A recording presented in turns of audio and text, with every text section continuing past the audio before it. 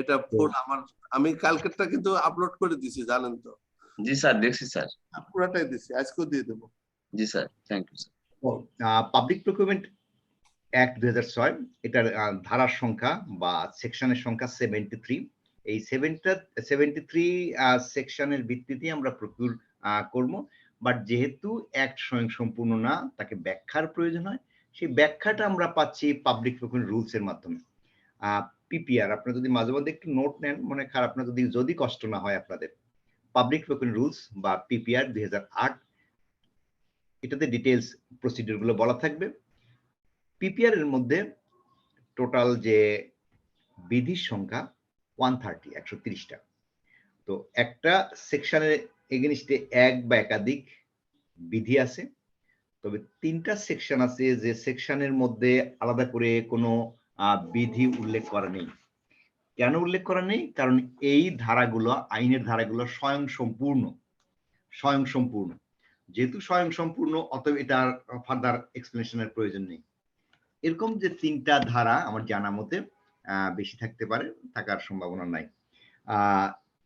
3টা ধারা হলো পিপিএ, পাবলিক প্রকিউরমেন্ট অ্যাক্টের ধারা 3, ধারা 29 এবং ধারা 68। 3, 29 এবং 38, এই কয়েকটা জায়গায় ধারার করসপন্ডিং কোনো রুলস নেই। কেন প্রয়োজন নেই? কারণ এই ধারাগুলোই স্বয়ংসম্পূর্ণ। তো পাবলিক প্রকিউরমেন্ট অ্যাক্ট এবং রুলের ভিত্তিতে আমরা প্রকিউর করব। এর বাইরে যদি আমাদের ইলেকট্রনিক গভর্নমেন্ট প্রকিউর করি, ইজিপিতে প্রকিউর করা হয়, তাহলে আরেকটা গাইডলাইন আছে যেটাকে বলা হয় ইজিপি গাইডলাইন 2011। তো এই 3টাই আমাদের ভিত্তি, public procurement act 2006, public procurement rules 2008 and e-GP guideline 2011। এই 3টার ভিত্তিতে আমরা প্রকিউর করব। তো প্রকিউরমেন্টটা কি?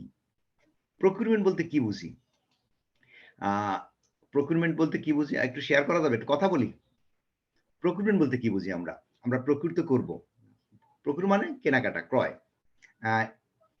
এটাকে একটু বলা যায় প্রকিউরমেন্ট বলতে কি বুঝি আমরা? কেউ কি শেয়ার করা যায়? সবসময় কেনাকাটা করছি, কখন আমরা প্রকিউরমেন্ট বলবো? তো প্রকিউরমেন্টের ক্ষেত্রে যদি কেউ স্যার, পারচেস হচ্ছে কেনাকাটা, আর আমরা যখন প্রকিউরমেন্ট বলবো এর মধ্যে কিছু বিশেষ প্রসেস আছে, যেমন ভেন্ডর নির্ধারণ করা, তাদের ইনগ্রেডিয়েন্ট গুলো হচ্ছে দাম নিয়ে নেগোসিয়েশন করা, একটা কন্ট্রাক্টের মধ্যে আসা, তারপর একটা লিড টাইমের মধ্যে এটা ডেলিভারি নেওয়া, এই টোটাল বিষয়টা হচ্ছে প্রকিউরমেন্ট। Exactly, thank you. তো আপনি যেটা এক্স্যাক্টলি বলছেন, আপনার প্রসিডিউরটা এটাই হলো প্রকিউরমেন্ট। তো প্রকিউরমেন্টের ক্ষেত্রে যদি আমরা পাবলিক প্রকিউরমেন্ট অ্যাক্ট এবং রুলের দিকে কনসিডার করি, তাহলে প্রকিউরমেন্টকে কয়টা ক্যাটাগরিতে ভাগ করতে পারছি? 3টা, goods, works, service. Goods, works এবং সার্ভিস, 3টা ব্রড ক্যাটাগরিতে ভাগ করছি প্রকিউরমেন্টকে। তো গুডসকে আমরা পারচেজ করি বা হায়ার করি। গুডস পারচেজ অথবা হায়ার করি। হায়ার আর পারচেজের মধ্যে ডিফারেন্সটা কোথায়? পারচেজটা ওনারশিপটা পার্মানেন্টলি শিফট করে। আমি যদি কোনো একটা ল্যাপটপ পারচেজ করি, তাহলে ল্যাপটপের ওনারশিপটা আমার, মালিকানাটা আমার। যদি আমি একটা ল্যাপটপ 1 বছরের জন্য ভাড়া করি, তাহলে মালিকানাটা 1 বছরের জন্য আমার কাছে শিফট করবে। 1 বছর পর এর মালিকানাটা মূল মালিকের কাছে ফিরে যাবে। অর্থাৎ পারচেজ অথবা হায়ার দুটোই হচ্ছে গুডসের ক্ষেত্রে, এটা প্রকিউরমেন্ট। ওয়ার্কসের ক্ষেত্রে আমরা ঠিক পারচেজ বা হায়ার শব্দটাকে ইউজ করার সুযোগ নেই, কারণ আমরা যদি কোনো একটা বিল্ডিং বানাতে দিই, অথবা কোনো রোড, অথবা কোনো এয়ারপোর্ট বা সিপোর্ট করতে চাই, তাহলে আমাদের আপনি যে প্রসিডিউরটা বললেন, ভেন্ডর সিলেকশন করার পরে তাকে কাজ দিতে হবে, সে কাজ করবে, গুডস হলে ডেলিভারি করবে, ওয়ার্কস হলো এক্সিকিউট করবে। গুডস পারচেজ আর হায়ার, ওয়ার্কস এক্সিকিউশন, আমি তাকে দেওয়ার পর সে তৈরি করবে। ওয়ার্কস এক্সিকিউশন, সার্ভিসটা হলো পারফর্ম। যদি গুডস পারচেজ করি, হায়ার করি, ওয়ার্কসকে এক্সিকিউট করি, সার্ভিসকে পারফর্ম করি। সার্ভিসকে আমরা পারচেজ, হায়ার অথবা এক্সিকিউশন বলা যাবে না, এটাকে পারফর্ম। এটা কোন কন্ট্রাকচুয়াল বেসিস হলে সেটা প্রকিউরমেন্ট। প্রকিউরমেন্ট বলতে আমরা গুডস কে পারচেজ করব অথবা হায়ার করব, ওয়ার্কস কে এক্সিকিউট করব, সার্ভিস কে পারফর্ম করব। এটা কোনো কন্ট্রাকচুয়াল বেসিস হলেই আপনি যে ডেসক্রিপশনটা দিলেন, ভেন্ডর সিলেকশন, তার সাথে কন্ট্রাক্ট সাইন হবে, সে ডেলিভারি দিবে বা কাজ সম্পাদন করবে, এটা কোনো কন্ট্রাকচুয়াল বেসিস হলেই সেটা প্রকিউরমেন্ট। তো প্রকিউরমেন্ট তিনটা ব্রড ক্যাটাগরিতে ভাগ করছি, গুডস, ওয়ার্কস এবং সার্ভিস। কে প্রকিউর করবে? আমরা পাবলিক প্রকিউরমেন্ট অ্যাক্ট এবং রুল নিয়ে আলাপ করছি। প্রকিউরিং এন্টিটি প্রকিউর করবে। প্রকিউরিং এন্টিটি কাকে বলবো? যে ক্রয় করে। যে কেউই প্রকিউরিং এন্টিটি হইতে পারবে? প্রকিউরিং এন্টিটি হইতে গেলে কিছু বৈশিষ্ট্য ফলো করতে হবে। বৈশিষ্ট্য কি? প্রকিউর করার জন্য তার অথরিটি থাকতে হবে। পাবলিক মানি ইউজ করে যদি আমার কোনো কিছু কেনার অথরিটি না থাকে, তাহলে আমি প্রকিউরিং এন্টিটি বা ক্রয়কারী না। তো আমি যেভাবে ডিফাইন করতে চাই প্রকিউরিং এন্টিটিকে, যে ক্রয় করতে পারে সেই ক্রয়কারী বা প্রকিউরিং এন্টিটি, যে প্রকিউর করতে পারে। এখন সেকেন্ডারি কোশ্চেন বা সাপ্লিমেন্টারি কোশ্চেন হচ্ছে কে ক্রয় করতে পারে? যার ক্রয় করার দুটো অথরিটি আছে। অথরিটি দুটো কি? এই দুটো একটু যদি লেখেন, যদি আগে না থাকে। যার অ্যাডমিনিস্ট্রেটিভ এবং ফাইন্যান্সিয়াল অথরিটি আছে, মানি ইউটিলাইজ করে কোনো কিছু কেনার জন্য দুটো অথরিটি আছে, অ্যাডমিনিস্ট্রেটিভ এবং ফাইন্যান্সিয়াল। আর্থিক এবং প্রশাসনিক ক্ষমতা যার আছে উনিই প্রকিউরিং এন্টিটি। প্রকিউরিং এন্টিটি দিলে দুটো ক্ষমতা লাগবে, টাকা স্পেন্ড করার এবং কোনো কিছু কেনার। অ্যাডমিনিস্ট্রেটিভ এবং ফাইন্যান্সিয়াল অথরিটি থাকলেই সে ক্রয়কারী। আরেকটা টার্ম আমরা সবসময় পাবো এই প্রকিউরমেন্টের ক্ষেত্রে, হোক, head of the procuring entity. এটা পাবো পি, প্রকিউরিং এন্টিটি, তার আগে এইচ যোগ করি। H means head of. Head of procuring entity organization যে হেড। অর্গানাইজেশন হেড যেভাবেই ডিফাইন করা হোক, যে ডেজিগনেশন থাকুক না কেন, কোনো জায়গায় চেয়ারম্যান, কোনো জায়গায় হয়তো বা চিফ ইঞ্জিনিয়ার, কোনো জায়গায় এমডি, যে ডেজিগনেশনই হোক না কেন, সংস্থার প্রধান হচ্ছেন head of the procuring entity. তো আমরা পাবলিক প্রকিউরমেন্ট অ্যাক্ট এবং রুলের ভিত্তিতে প্রকিউর করব। অ্যাক্ট হচ্ছে 2006 এর, রুলস হচ্ছে পাবলিক প্রকিউরমেন্ট রুলস 2008, এবং ইজিপিতে প্রকিউর করলে ইজিপি গাইডলাইন। আমরা যদি স্ক্রিনটা একটু দেখি, steps in competitive process. Steps in competitive process, প্রকিউরমেন্টের ক্ষেত্রে যে স্টেপগুলো ফলো করা হয়, এটাই হচ্ছে এই স্লাইডটা হচ্ছে টোটাল প্রকিউরমেন্টের বেসিস। আমাদের কি করব? প্রকিউরমেন্ট করার জন্য আমাদের প্রথমেই একটু নিড অ্যাসেস করব, আমাদের কি প্রয়োজন সেই প্রয়োজনটা বের করব, তার এস্টিমেটেড কস্ট কত। এস্টিমেটেড কস্ট কত? যদি আমরা পার্সোনালি চিন্তা করি, ঈদের সময় বা পূজার সময় আমরা যে শপিং করি আমাদের পার্সোনালি, সেই শপিংটা যে প্রকিউর করছি আমরা কিভাবে করি? প্রথমে হয়তো আমরা একটা লিস্ট তৈরি করি যে কি কি প্রকিউর করব, তারপর একটা বাজেট আইডেন্টিফাই করি কত টাকা লাগতে পারে, এর পরের পার্টে চিন্তা করি কোন মার্কেটে গেলে এগুলো প্রকিউর করব, আমরা কিনতে পারবো, পারচেজ করতে পারবো। হয়তো বা এখন যেটা বেশিরভাগ যাওয়া হয় যমুনা ফিউচার পার্ক অথবা বসুন্ধরা মার্কেট। আগে যেটা কমন সিনারিও ছিল elephant road, Gausia, new market, এইসব জায়গা থেকে প্রকিউর করা হতো ঈদের যে শপিং এর পার্টটা। তো এখন হয়তো যমুনা ফিউচার পার্ক অথবা বসুন্ধরাতে বেশি যাওয়া হয়, এক জায়গায় সবকিছু পাচ্ছি। তো আমি একটা লিস্ট তৈরি করলাম, বাজেট নিলাম, বাজেট করার পরে কোথায় যাব, কবে যাব, আমার সুইটেবল টাইমে, হয়তো ছুটির দিনে, উইকেন্ডে অথবা অফিস টাইমের পরে যাচ্ছি। বসুন্ধরা মার্কেটে গিয়ে একটা দোকানে কি সবকিছু কিনছি আমরা?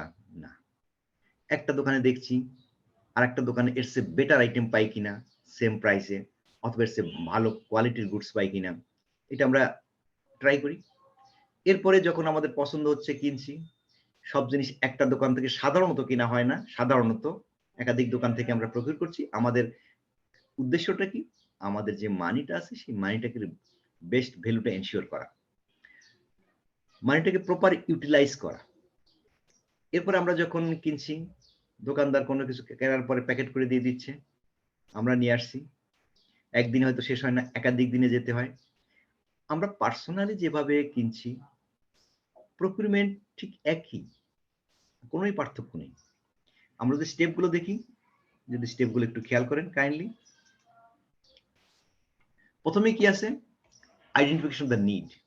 আমরা কি কিনবো, এস্টিমেটেড কস্ট কত, কেমন হতে পারে তার কস্ট, এবং এই আইটেমটা অ্যাভেইলেবল কিনা। যদি মার্কেটে না থাকে তাহলে আমি কিনতে পারবো না, অ্যাভেইলেবল না থাকলে তো কেনা সম্ভব না। তারপর একটা প্ল্যান করব, আমরা পার্সোনালি যেমন করছি যে কোন মার্কেটে যাব, কি কিনবো, প্রথমে নিড কি কি দরকার সেটা আইডেন্টিফাই করলাম, তারপরে কোথা থেকে কিনতে পারি, কিভাবে কিনবো, কবে যাব, এই বিষয়গুলো আমাদের আসবে। That is the procurement planning. Procurement planning করার পর আমাদের স্পেসিফিকেশনের যে পার্টটা, যেটা আমরা পার্সোনালি করি, যে আমি সাপোজ একটা শার্ট কিনবো, একটা শাড়ি কিনবো, তো শার্টটা যে কিনবো, শার্টটা কেমন হবে, এটা কি ফর্মাল শার্ট না ক্যাজুয়াল, নাকি এটা আমাদের সুতির শার্ট হবে, না বিশেষ কোনো শার্ট, এটার লেন্থ কত হবে, কালারটা কেমন হতে পারে, চেক হবে কিনা, অর্থাৎ আমি স্পেসিফিকেশন আইডেন্টিফাই করছি। প্রকিউরমেন্টের ক্ষেত্রেও আমাকে স্পেসিফিকেশন করতে হবে। আমি যদি কোনো একটা গুডস প্রকিউর করি, সাপোজ একটা ল্যাপটপ প্রকিউর করি, তো ল্যাপটপ প্রকিউর করার ক্ষেত্রে আমাকে কি করতে হবে, তার স্পেসিফিকেশন আইডেন্টিফাই করতে হবে।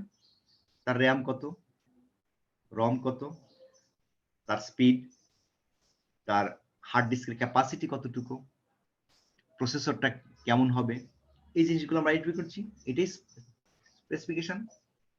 বিল অফ কোয়ান্টিটি, যেটা ওয়াটস এর সাথে আমরা যে কি পরিমাণ কি কি কোয়ান্টিটি কিনবো এবং সেই কোয়ান্টিটির যে লিস্টটা, তার সাথে প্রাইসটা, এবং টরটা রিলেটেড হচ্ছে সার্ভিসের সাথে।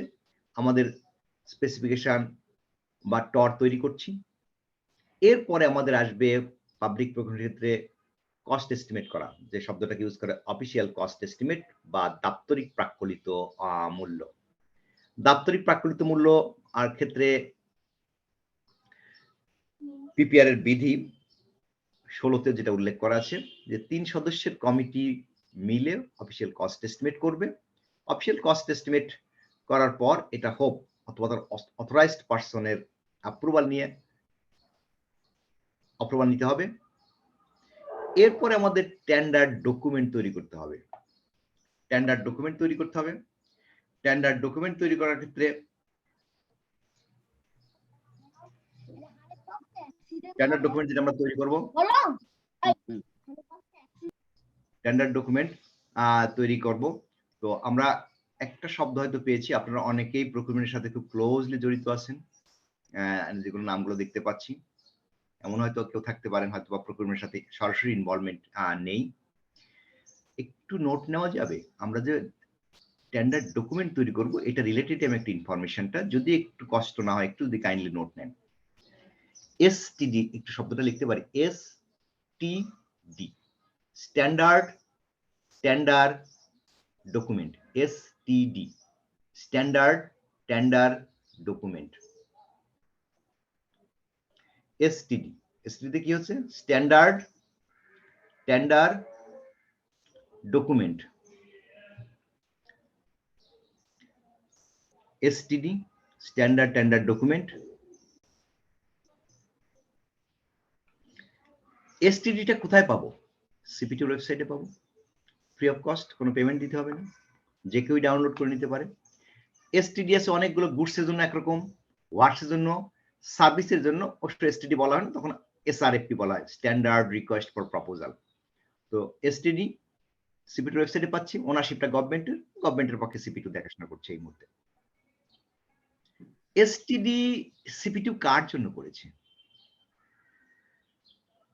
প্রকিউরিং এন্টিটির জন্য। প্রকিউরিং এন্টিটিকে যে ক্রয় করবে, ক্রয় করতে গেলে কয়টা ক্ষমতা লাগবে? প্রকিউরিং এন্টিটি হতে গেলে দুটো ক্ষমতা লাগবে। ক্ষমতাগুলো কি কি? একটা হচ্ছে অ্যাডমিনিস্ট্রেটিভ এন্ড ফিনান্সিয়াল স্যার, আর আরেকটা হচ্ছে ফাইন্যান্সিয়াল। Thank you. আপনি কোথায় আছেন? সাইফুল আজম সুমন, আপনি কোথায় আছেন? স্যার আমি মোহাম্মদ শফিউল আজম সুমন স্যার, আমি বিটিআরসি তে স্যার সিনিয়র সহকারী পরিচালক করছি।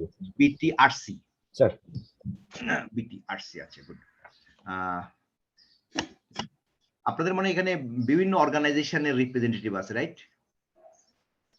পার্টিসিপেন্টদের মধ্যে? জি স্যার। জি স্যার। হ্যাঁ, মাল্টিডিসিপ্লিনারি গ্রুপ, এটা ভালো। তো দুটো অথরিটি লাগবে, একটা অ্যাডমিনিস্ট্রেটিভ, ফাইন্যান্সিয়াল অথরিটি। তো প্রকিউরিং এন্টিটির জন্য করছে সিপিটিউ এটা।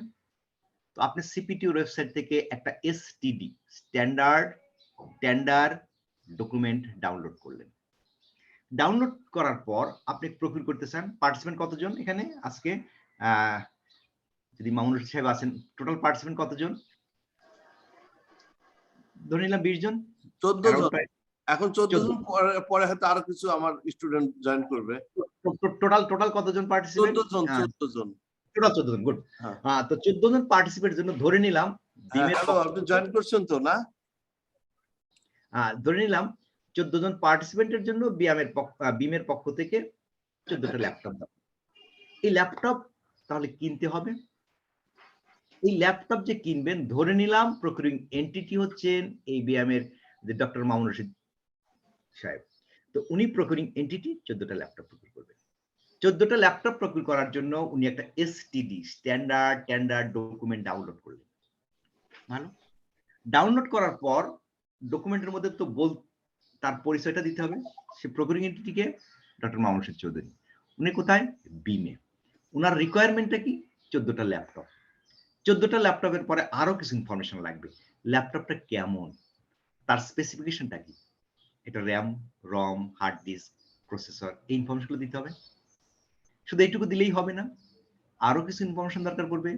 যারা টেন্ডারে পার্টিসিপেট করবে তারা টেন্ডার সাবমিশন করবে কয় তারিখের মধ্যে, টেন্ডারটা কতদিন পর্যন্ত ভ্যালিড থাকতে হবে, ইভালুয়েশনের ক্রাইটেরিয়া কি, এই টেন্ডারে পার্টিসিপেট করার জন্য তার কি এক্সপিরিয়েন্স প্রয়োজন, কি ধরনের এক্সপিরিয়েন্স, তার ল্যাপটপ বা আইটি ইকুইপমেন্ট সাপ্লাই দেওয়ার ক্যাপাসিটি এবং এক্সপিরিয়েন্স আছে কিনা, এই ইনফরমেশনগুলো লিখলেন। যখন এই ইনফরমেশনগুলো দিচ্ছেন তখন এসটিডি আর এসটিডি থাকছে না, আবার একটু কাইন্ডলি লিখবেন এসটিডি, তার নিচে আবার একটু লেখেন এসটিডি স্ট্যান্ডার্ড টেন্ডার ডকুমেন্ট, আবার একটু লিখবেন এসটিডি স্ট্যান্ডার্ড টেন্ডার ডকুমেন্ট। এখন এসটাকে বাদ দিয়ে দেন। প্রথমটাই লিখেছিলেন এসটিডি স্ট্যান্ডার্ড টেন্ডার ডকুমেন্ট, সেকেন্ডে আবার নিচে একটু লেখেন এসটিডি। এখন এসটাকে বাদ দিয়ে দেন। এস বাদ দিলে থাকছে কি আর? টিডি। টিডি মিন্স টেন্ডার ডকুমেন্ট। পারফেক্ট। এই টেন্ডার ডকুমেন্টের ওনারশিপটা কার? প্রকিউরিং এন্টিটি মামুন রশিদ সাহেবের, ডক্টর মামুন রশিদের ওনারশিপ। আগেরটার এসটিডির ওনারশিপ কিন্তু ওনার না, ওটা সিপিটিউ এর। সিপিটিউ এর এসটিডি যখন উনি কাস্টমাইজ করছেন তখন ওনারশিপটা ওনার হয়ে যাচ্ছে, তখন তার নাম হয়ে যাচ্ছে। এস বাদ দেওয়ার পরে স্ট্যান্ডার্ড আর নাই, টেন্ডার ডকুমেন্ট হয়ে যাচ্ছে। এই টেন্ডার ডকুমেন্ট প্রকিউরিং এন্টিটি কার জন্য করছে? যারা টেন্ডারে পার্টিসিপেট করে তাদের জন্য। সাপোজ আমি টেন্ডারার, আমি মামুন রশিদ সাহেবের কাছ থেকে অর্থাৎ প্রকিউরিং এন্টিটির কাছ থেকে একটা টেন্ডার ডকুমেন্ট নিলাম, নামমাত্র মূল্যে কিনে নিব গুডস এন্ড ওয়ার্কসের জন্য। কিনে নিলাম, নেওয়ার পর এই টেন্ডার ডকুমেন্ট যে আমি নিলাম, আমি টেন্ডারার। এখন আমার নাম ঠিকানা লিখতে, আমি কে? আমি টেন্ডারার, আমার একটা প্রতিষ্ঠান, তার নাম লিখতে হবে। আমার যে অভিজ্ঞতা চাওয়া হচ্ছে আছে কি নাই সেটা বলতে হবে। আমাকে প্রাইস কোড করতে হবে যে একটা ল্যাপটপের দাম কত। ধরে নিলাম 1 লাখ টাকা আমি প্রাইস কোড করতে চাই, আমাকে বলতে হবে। এবং যে স্পেসিফিকেশন দেওয়া হয়েছে, র্যাম, রম, হার্ড ডিস্ক, প্রসেসর, এগুলো আমি কমপ্লাই করতে পারি কিনা আমাকে বলতে হবে। এটা পারি, আর না হলে নাই। ওকে, আমি এই যে টেন্ডার ডকুমেন্ট নেওয়ার পর আমি যখন কাস্টমাইজ করছি, আবার নিচে আবার লেখেন টিডি লেখেন, কাইন্ডলি লিখবেন টেন্ডার ডকুমেন্ট। এখন ডিটা বাদ দেন, মাঝখানে কি, তারপরে কি থাকলো? ডিটা বাদ দিলে টেন্ডার। তাহলে প্রথমে আমি লিখলাম এসটিডি স্ট্যান্ডার্ড টেন্ডার ডকুমেন্ট, ওনারশিপটা সিপিটিউ এর। নিচে আবার এসটিডি লিখি, এটা ওনারশিপটার কার? এসটিডির মধ্যে থেকে যদি এসটাকে বাদ দিয়ে দেই, থাকে হলো টেন্ডার ডকুমেন্ট, ওনারশিপটা procuring entity. Procuring entity tender document কার জন্য করছে? টেন্ডারের জন্য। আমি যদি টেন্ডার হয়ে থাকি, টেন্ডার ডকুমেন্ট নেওয়ার পর আমি যখন এটাকে কাস্টমাইজ করছি, আমার ইনফরমেশন দিচ্ছি, তখন সেটা হয়ে যাচ্ছে টেন্ডার, শুধু টি থাকছে। এসটিডি হলো সিপিটিউ, টিডি হলো প্রকিউরিং এন্টিটি, আর টি হচ্ছে টেন্ডারের ওনারশিপ। টেন্ডারার টেন্ডার সাবমিট করে, যে টেন্ডার সাবমিট করে উনি হচ্ছে টেন্ডারার, অথবা যে বিড সাবমিট করে, বিড এবং টেন্ডার সিনোনিমাস, একটার সাথে আরেকটার কোনো পার্থক্য নেই। সিনোনিমাস বিভিন্ন প্রকিউরমেন্ট গাইডলাইন বা প্রকিউরমেন্ট রেগুলেশন বিভিন্নভাবে এটাকে ইউজ করছে। কোন জায়গায় এটা টেন্ডার, কোন জায়গায় বিডার, টেন্ডার, কোন জায়গায় বিড বা টেন্ডার যেটাই হোক না কেন সিনোনিমাস। ওয়ার্ল্ড ব্যাংকের প্রকিউরমেন্ট গাইডলাইনে বিড পাবেন, এশিয়ান ডেভেলপমেন্ট ব্যাংকের প্রকিউরমেন্ট গাইডলাইনে বিড শব্দটাকে পাবেন, বিড এবং বিডার। পিপিএ এর মধ্যে টেন্ডার শব্দটা পাবেন। যদি ইউরোপিয়ান ইউনিয়নের গাইডলাইন দেখেন, প্রকিউরমেন্ট যে ডিরেক্টিভ আছে, প্রকিউরমেন্ট ডিরেক্টিভ অনুযায়ী দেখবেন এখানে যেটা আছে টেন্ডার এবং টেন্ডার। তো টেন্ডার এবং বিড সিনোনিমাস। এই এসটিডি, টিডি এবং টি এইটা নিয়ে কারো কনফিউশন আছে কিনা, যদি হলে কাইন্ডলি একটু আমাকে বলবেন। না স্যার, কোনো কনফিউশন নেই স্যার। একটু বলেন এসটিডি তে কি হয়? Standard tenders document sir. Good. STD তে টেন্ডার ডকুমেন্ট, স্যার আর টিডি তে টেন্ডার ডকুমেন্টস। Tender document. এটা ওনারশিপটা কার? ওনারশিপ স্যার পির স্যার। পির কাছ থেকে কে নিচ্ছে ডকুমেন্ট? টেন্ডারার কিনে স্যার। নিচ্ছে টেন্ডারার। সে যখন এটা প্রাইস কোট করছে তার ইনফরমেশন, তখন এটা হয়ে যাচ্ছে টেন্ডার। তাহলে প্রথমে থাকলে তিনটাও এসটিডি, এসটা বাদ পড়ে যাচ্ছে প্রকিউরমেন্টের কাছে এসে হয়ে যাচ্ছে টিডি।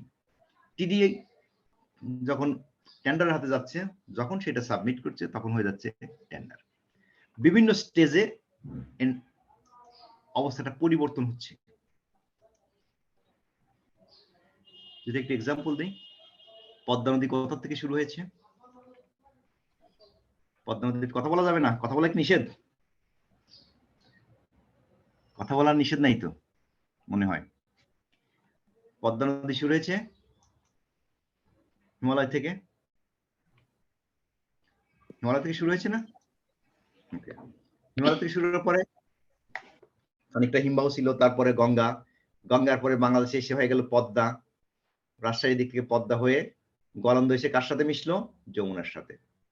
যমুনার সাথে মিশে তখন এর নাম যমুনা আর পদ্মা মিলে একটা নাম হলো পদ্মা। পদ্মা চাঁদপুরে মিশলো মেঘনার সাথে, মেঘনার সাথে মিশার পর নামটা চেঞ্জ হয়ে গেল। কি হয়ে গেল? নাম হয়ে গেল মেঘনা, পদ্মা আর নাই। তো এই যে গঙ্গা, পদ্মা, পদ্মার পরে মেঘনা হয়ে গেল, বিভিন্ন স্টেজে তার নামটা চেঞ্জ হচ্ছে। আপনার এসটিডি যখন অ্যাজ ইট ইজ থাকছে, সবার জন্য উন্মুক্ত, তখন সেটা এসটিডি, স্ট্যান্ডার্ড টেন্ডার ডকুমেন্ট। এই স্ট্যান্ডার্ড টেন্ডার ডকুমেন্টই আপনি যখন হয়তোবা গোয়ালন্দে পৌঁছে গেলেন, তখন এটার নাম হয়ে গেল টেন্ডার ডকুমেন্ট, চাঁদপুরে গিয়ে নাম হয়ে গেল টেন্ডার। অর্থাৎ বিভিন্ন স্টেজে তার সিচুয়েশনটা চেঞ্জ হচ্ছে এবং ওনারশিপটা চেঞ্জ হচ্ছে। প্রথমে ছিল সিপিটিউ এর পরের পার্ট প্রকিউরিং এন্টিটি, তারপরে পার্ট হয়ে যাচ্ছে টেন্ডারের ওনারশিপ। তো এইভাবে আমরা একটু কনসিডার করতে পারি। যে বিষয়টা আমি বলার চেষ্টা করছি, যে ইম্পর্টেন্ট ইস্যু যেটা আপনাকে সবসময় খেয়াল রাখতে হবে, যে আমরা যখন কাজ করছি আমরা কিন্তু টেন্ডার নিয়ে কাজ করছি। এসটিডি প্রথমে থাকছে, বাট পরবর্তীতে ইভালুয়েশন, অ্যাপ্রুভাল সেটা টেন্ডারের উপর বেস করে হবে। এবং প্রকিউরিং এন্টিটি কি করে? টেন্ডার ডকুমেন্ট ইস্যু করে, এসটিডি ইস্যু করে না, টেন্ডার ডকুমেন্ট। তো আমরা কেন এটা বললাম, এই এখানে দেখেন লেখা আছে অফিশিয়াল কস্ট এস্টিমেট। স্ক্রিনটা তো শেয়ার আছে এখনো, রাইট? কাইন্ডলি বলবেন যদি শেয়ার না থাকে। শেয়ার আছে স্যার। শেয়ার আছে, ওকে। অফিশিয়াল কস্ট এস্টিমেট করার পর আমি টেন্ডার বা টেন্ডার ডকুমেন্ট তৈরি করব বা প্রপোজাল ডকুমেন্ট প্রিপেয়ার করব। কে তৈরি করবে? Procuring entity. কোথা থেকে করবে? ওই এসটিডি থেকে, স্ট্যান্ডার্ড টেন্ডার ডকুমেন্ট থেকে টেন্ডার ডকুমেন্ট তৈরি করতে হবে। কার জন্য করবেন? পটেনশিয়াল টেন্ডারদের জন্য। এরপরে আপনার ডকুমেন্ট তৈরি করার পর অ্যাড দিতে হবে, অ্যাডভার্টাইজমেন্ট করলেন। অ্যাড দেওয়ার পর যারা টেন্ডার, পটেনশিয়াল টেন্ডার, তারা ডকুমেন্ট নেওয়ার পরে টেন্ডার প্রিপেয়ার করে সাবমিট করবে। সাবমিট করার পরের স্টেজটা কি?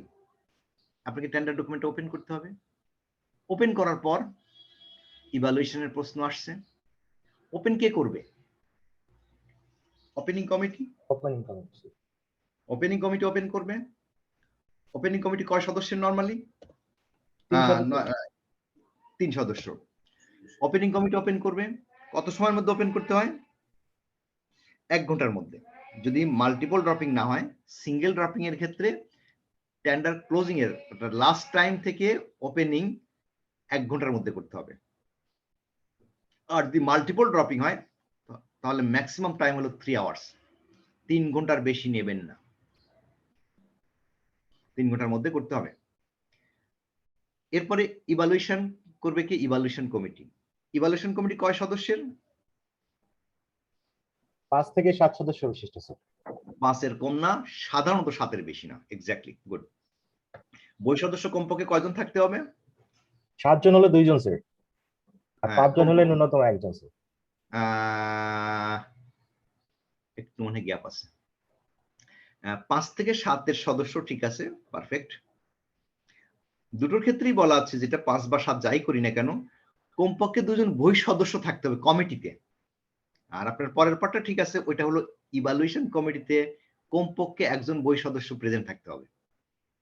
কমিটিতে 2 জন বই সদস্য থাকবে কমপক্ষে। Thank you sir. ইভালুয়েশনের রিপোর্টের মধ্যে কমপক্ষে 1 জন বই সদস্যের স্বাক্ষর নিশ্চিত করতে হবে। তো কমিটি 5 জন না করে 1 জন 2 জন বেশি করাটাই ওয়াইজ। কেউ অ্যাবসেন্ট থাকলেও যাতে আমি কন্টিনিউ করতে পারি, কারণ 5 এর কমে স্বাক্ষর করলে সেটা গ্রহণযোগ্য হবে না। অ্যাকসেপ্টেবল হতে গেলে অবশ্যই আমাকে ইভালুয়েশন কমিটির 5 জন সদস্যের স্বাক্ষর নিশ্চিত করতে হবে, তার মধ্যে কমপক্ষে 1 জন বই সদস্য থাকতে হবে। বই সদস্য কমিটিতে থাকবে কমপক্ষে 2 জন, বাট রিপোর্টিং এর ক্ষেত্রে রিপোর্টে স্বাক্ষর লাগবে কমপক্ষে 1 জনের। 2 জন হইতে পারে, বাট 1 জনের কম হইলে আর চলবে না বই সদস্যের। ইভালুয়েশন শেষ হওয়ার পর ইভালুয়েশন কমিটির রিপোর্ট অ্যাপ্রুভাল করতে হবে। অ্যাপ্রুভালের ক্ষেত্রে পিপিআর এর যে বিধি 11 আছে এবং 36 এটার ভিত্তিতে ইভালুয়েশন অ্যাপ্রুভাল করতে হবে। অ্যাপ্রুভালের ক্ষেত্রে অ্যাপ্রুভাল যে স্টেজগুলো, 4টা ব্রড ক্যাটাগরিতে অ্যাপ্রুভাল অথরিটি ভাগ করা যায়। একটা প্রকিউরিং এন্টিটির একটা অ্যাপ্রুভাল অথরিটি থাকে। প্রকিউরিং এন্টিটির পরে থাকে head of the procuring entity, head of the procuring entity. তারপরে মিনিস্ট্রি, মন্ত্রণালয়ের অ্যাপ্রুভাল অথরিটি, মন্ত্রণালয় বলতে মন্ত্রণালয়ের মাননীয় মন্ত্রীর অ্যাপ্রুভাল। এরপরে আসবে সিসিজিপি, শব্দটা অনেকেরই হয়তো জানা না থাকতে পারে। সিসিজিপি, 2টা সি, তারপরে গ্রামীণ ফোন এর জিপি। সিসিজিপিতে কি হয়? Cabinet committee of government purchase, সিসিজিপি, cabinet committee of government purchase. এই 4টা অ্যাপ্রুভাল অথরিটির ভিত্তিতে অ্যাপ্রুভাল হবে। Cabinet committee of government purchase. Approval authority approve করতে পারে। অ্যাপ্রুভাল অথরিটি কি কি করতে পারে? সরাসরি অ্যাপ্রুভ করতে পারে, অথবা কোনো বিষয়ে কোনো অস্পষ্টতা, কোনো কনফিউশন থাকলে ব্যাখ্যা কল করতে পারে, এক্সপ্লেনেশন কল করলো। এটা দুটো ঘটনা, হুবহু অ্যাপ্রুভাল অথবা ব্যাখ্যা চাওয়া। থার্ড হচ্ছিল রিভ্যালুয়েট করতে বলতে পারবে, কারণ উল্লেখপূর্বক পুনর্মূল্যায়ন করতে বলতে পারবে। আর একটা ছিল রিপ্রসেস করতে, মানে রিটেন্ডার করার জন্য বলতে পারবে। এই 4টার বাইরে অ্যাপ্রুভাল অথরিটি আর কিছু করতে পারবে না। হুবহু অ্যাপ্রুভাল, ব্যাখ্যা চাওয়া, এটিকে রিইভালুয়েট করতে বলা কারণ উল্লেখপূর্বক, অথবা রিটেন্ডার বা রিপ্রসেস করতে বলা, এই 4টার যে কোনো একটা করতে বলবে। নোটিফিকেশন অফ অ্যাওয়ার্ড যদি অ্যাপ্রুভাল হয়ে যায় 1 সপ্তাহের মধ্যে, অ্যাপ্রুভাল থেকে 1 সপ্তাহের মধ্যে নোয়া জারি করতে হবে। নোয়া মিন্স নোটিফিকেশন অফ অ্যাওয়ার্ড। এটা কি? অর্থাৎ যে সাকসেসফুল টেন্ডারকে চুক্তি স্বাক্ষর করার জন্য ইনভাইটেশন। এরপরে সে পারফরমেন্স সিকিউরিটি দিয়ে চুক্তি স্বাক্ষর করবে যে সাকসেসফুল টেন্ডার হলো। এরপরে চুক্তি স্বাক্ষরের পরের পার্ট তো কন্ট্রাক্ট অ্যাডমিনিস্ট্রেশন ম্যানেজমেন্ট। আজকে আমাদের আলোচনার বিষয় এই কন্ট্রাক্ট অ্যাডমিনিস্ট্রেশন ম্যানেজমেন্ট। তো এটা প্রকিউরমেন্ট সাইকেলের অনেকগুলো বিষয়ের মধ্যে প্রকিউরমেন্টকে আমরা দুটো ক্যাটাগরিতে ভাগ করতে পারি। একটা হলো টেন্ডারিং পার্ট, আর একটা হলো কন্ট্রাক্ট ম্যানেজমেন্ট পার্ট। টেন্ডারিং পার্টটা একদম আপনার নিড অ্যাসেস থেকে শুরু করে কন্ট্রাক্ট সাইন পর্যন্ত হলো টেন্ডারিং পার্ট। টেন্ডারিং পার্টের মধ্যে থাকছিল নিড অ্যাসেস করা, এস্টিমেটেড কস্ট তৈরি করা, মার্কেটে অ্যাভেলেবল কিনা যাচাই করা, প্রকিউরমেন্ট প্ল্যান তৈরি করা, স্পেসিফিকেশন তৈরি করা অথবা টর প্রিপেয়ার করা। এরপরে 3 সদস্যের অফিসিয়াল কস্ট এস্টিমেট এখন ফাইনালি করা, টেন্ডার ইনভাইটেশনের আগে করতে হবে। টেন্ডার ডকুমেন্ট তৈরি করতে হবে, এসটিডি থেকে টিডি তৈরি করতে হবে, টেন্ডার ডকুমেন্ট অ্যাড দিতে হবে। অ্যাড দেওয়ার পর যে টেন্ডার সাবমিশন হচ্ছে, সেটাকে ওপেন করে ইভালুয়েশন করা, ইভালুয়েশনের পরে অ্যাপ্রুভাল করা, অ্যাপ্রুভালের পর নোয়া জারি করা, পারফরমেন্স সিকিউরিটি জমা নিয়ে কন্ট্রাক্ট সাইন করা। সাইন পড়ছিল টেন্ডারিং পার্ট, এর পরের পার্টটা হলো কন্ট্রাক্ট ম্যানেজমেন্ট, যেটা লাস্ট বুলেটে দেওয়া আছে, কন্ট্রাক্ট অ্যাডমিনিস্ট্রেশন এন্ড ম্যানেজমেন্ট। আমরা এটা নিয়ে আলাপ করব। যতটুকু আমরা আলাপ করলাম এটুকু নিয়ে আপনাদের কোনো অবজারভেশন, কোনো কোশ্চেন থাকলে একটু বলেন, আলাপ করি, না হলে আমি আমার পরের পার্টে চলে যাব। একটু কাইন্ডলি স্যার আমার কথা একটা কোশ্চেন ছিল স্যার। জি কাইন্ডলি। স্যার যেটা হচ্ছে অফিসিয়াল কস্ট এস্টিমেট যেটা করি স্যার আমরা, এইটা কি স্যার প্রকাশযোগ্য নাকি স্যার এটা গোপন রাখতে হবে যাতে এই হ্যাঁ বলেন বলেন বলেন, আপনি শেষ করেন, আমি প্রশ্ন বুঝে গেছি, তারপর আপনার যেটা মানে যেটা হচ্ছে স্যার যে এটা গোপন রাখবো না প্রকাশযোগ্য স্যার, কারণ গোপন রাখার বিষয়টা এটাই হচ্ছে যদি স্যার আমরা এটা গোপনীয়তা রক্ষা না করি সেক্ষেত্রে যারা বিডার তারা তো এই প্রাইসটা যদি জেনে যায় বা অফিস থেকে যদি এটা ওভার এস্টিমেটেড করা হয় স্যার, সেক্ষেত্রে তো স্যার মানে প্রাইসটা কন্ট্রোল করাটা অনেকটা ডিফিকাল্ট স্যার, কঠিন হয়ে গেছে। এখন প্রকিউরমেন্টের সবচেয়ে বড় চ্যালেঞ্জ হচ্ছে, মানে বড় একটা চ্যালেঞ্জ হচ্ছে আমাদের অফিসিয়াল কস্ট এস্টিমেট কনফিডেন্সিয়াল হিসেবে রাখা। তো এটার আপনার যে প্রথম প্রশ্নটা হলো যে আমরা এটা গোপন থাকবো না এটা পাবলিশ করব। মেথড কয় রকম আছে গুডস এবং ওয়ার্কসের, আপনাদের কতদিনই মেথড আলোচনা হয়ে গেছে, নাহলে আমি একটু রিভিউ করে নিই, তারপরে আমি আপনার প্রশ্নের অ্যান্সারে আসবো তারপরে। তো গুডস এবং ওয়ার্কসের জন্য প্রকিউরমেন্টের হলো 6টা মেথড। যদি আগে গতকালকে আলোচনা না হয়ে থাকে তাহলে একটু নোট নিন, খুব সংক্ষেপে আমি বলে যাব, বাট এটার পরে আমি কোশ্চেনের অ্যান্সারটাই আসবো। 6টা মেথড একটা হলো OTM, open tendering method, OTM open tendering method. যদি কষ্ট না হয় লিখতে পারেন, আপনি লেখার পরে আপনার পড়তে বলছি না, এটা ফেলে দিবেন, কিন্তু লেখার সময় একটু যদি লেখেন তাহলে ভালো হয়। ওটিএম ওপেন টেন্ডারিং মেথড একটা, LTM limited tendering method, LTM limited tendering method একটা, বললাম কি ওটিএম ওপেন টেন্ডারিং মেথড, আর একটা বললাম LTM limited tendering method. OTM LTM,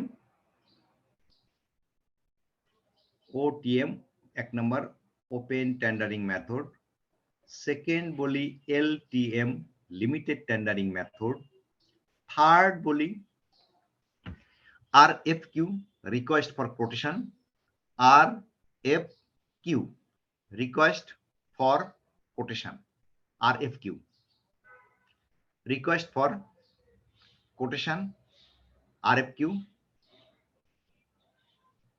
এরপর একটা বলি two stage tendering method, TSTM, TSTM two stage tendering method, TSTM, TSTM two stage tendering method, 2 স্তর বিশিষ্ট ক্রয় পদ্ধতি, 2 স্তর, টু স্টেজ টেন্ডারিং মেথড। তারপরটা লিখি one stage two envelope tendering method, OSTETM, OSTETM one stage two envelope tendering method, one stage two envelope tendering method. 5টা হলো না? আর একটা লিখি DPM direct procurement method, DPM direct procurement method, DPM. তো 6টা মেথড কি কি বলেছি? প্রথমটা আমি বলেছিলাম OTM open tendering method, second সম্ভবত বলেছিলাম LTM limited tendering method, third RFQ request for quotation method, fourth বলেছি two stage tendering method, fifth one stage two envelope tendering method, আর লাস্ট ওয়ান বা 6 number DPM direct procurement method, DPM direct procurement method, DPM method. এই মেথডগুলোর মাধ্যমে আমরা কি করব? Procure করব। এই 6টা মেথডের মধ্যে প্রিফার্ড মেথড হচ্ছে ওটিএম, সর্বাগ্যে বিবেচনা করতে হবে, ওটিএম মেথড হলো প্রিফার্ড। অফিসিয়াল কস্ট এস্টিমেট যেটা করছি আমরা, এক্সেপ্ট এলটিএম, এলটিএম মেথডের ছাড়া অন্য কোনো মেথডের জন্য অফিসিয়াল কস্ট এস্টিমেট ডিসক্লোজ করা যাবে না, অর্থাৎ কনফিডেন্সিয়াল। এটা গোপন রাখতে হবে। আর limited tendering method with threshold, যেটা দুটো পার্ট আছে, এটা একটা হলো উইদাউট থ্রেশহোল্ড আর একটা হলো উইথ থ্রেশহোল্ড। উইথ থ্রেশহোল্ড যেটা, এটাতে আমরা প্রকিউর করতে স্বল্প মূল্যের গুডস এবং ওয়ার্কস প্রকিউর করতে পারবো। গুডসের ক্ষেত্রে এলটিএম করতে পারবো আমরা 25 লক্ষ টাকা পর্যন্ত, আর ওয়ার্কসের জন্য কিনতে পারবো 3 কোটি টাকা। 3 কোটি টাকার ওয়ার্কস, আর গুডস হলো কত? 25 লাখ টাকা। এই যে 25 লক্ষ টাকা বা 25 লাখ অথবা ওয়ার্কস হলো 3 কোটি টাকা যে আমরা প্রকিউর করছি, এলটিএম এর এই প্রকিউরমেন্টের ক্ষেত্রে, ওয়ার্কস এর প্রকিউরমেন্টের ক্ষেত্রে, এলটিএম এর 3 কোটি টাকা পর্যন্ত করার ক্ষেত্রে কি করতে হবে? আপনাকে অফিসিয়াল কস্ট এস্টিমেট ডিসক্লোজ করতে হবে, জানাই দিতে হবে। এলটিএম 3 কোটি টাকা ওয়ার্কস এর ন্যাশনাল টেন্ডারের ক্ষেত্রে কি করতে হবে? অফিসিয়াল কস্ট এস্টিমেটটাকে ডিসক্লোজ করতে হবে, সবাইকে জানাতে হবে। এছাড়া অন্য কোনো মেথডে অফিসিয়াল কস্ট এস্টিমেট কনফিডেন্সিয়াল। আপনি প্রশ্ন করেছিলেন কে? কাইন্ডলি আমি নামটা খেয়াল নেই। হ্যাঁ, আপনি আছেন কোথায় যেন? বিটিআরসি তে স্যার। BTRC good. বিটিআরসি আপনাদের এখানে আছে তানজিম সাহেব আছে, ব্রিগেডিয়ার তানজিম আছে না? মেম্বার হিসেবে আছে, উনি কি মেম্বার হিসেবে? স্যার আমি স্যার সরি স্যার, আমি বিষয়টা শিওর না স্যার। আচ্ছা ঠিক আছে, বিটিআরসি তে স্যার এই নামে কেউ নেই স্যার। আচ্ছা ঠিক আছে, কোনো প্রবলেম নেই। তো কমপ্লিট কোশ্চেনের অ্যান্সারটা হলো তাহলে এলটিএম ওয়ার্ক স্ট্যান্ডার্ডের ক্ষেত্রে এটা কনফিডেন্সিয়াল না, অন্যান্য সব ক্ষেত্রে কনফিডেন্সিয়াল। কনফিডেন্সিয়াল থাকবে। আর কনফিডেন্সিয়াল থাকলে আমি বাজেট করব কিভাবে? এটা আপনি তো বাজেট করবেন, কিন্তু আপনি ডিসক্লোজ করবেন না। বাজেট করবেন আপনি। আচ্ছা, আপনি টেন্ডার, আপনি টেন্ডার, এই ক্ষেত্রে আপনি কিভাবে করবেন? প্রশ্ন তো এটা না, আমি পি স্যার, আমাকে তো আর্থিক সম্মতি নিয়ে নিতে হবে না স্যার? আচ্ছা, ফিনান্সিয়াল অ্যাপ্রুভাল আমার বাজেটের সরবরাহটা আছে কিনা এটা নিশ্চিত করতে হবে তো স্যার। Thank you. আপনি যদি বাজেট কয় রকম আছে? 2 রকম, একটু কথা বলেন আমার সাথে কাইন্ডলি। বাজেট হলো একটা ডেভেলপমেন্ট বাজেট আর revenue budget, right?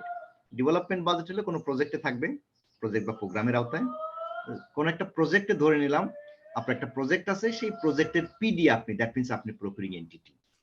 By default প্রজেক্টের পিডি হচ্ছেন প্রকিউরিং এন্টিটি। আপনি প্রজেক্টের পিডি প্রকিউরিং এন্টিটি।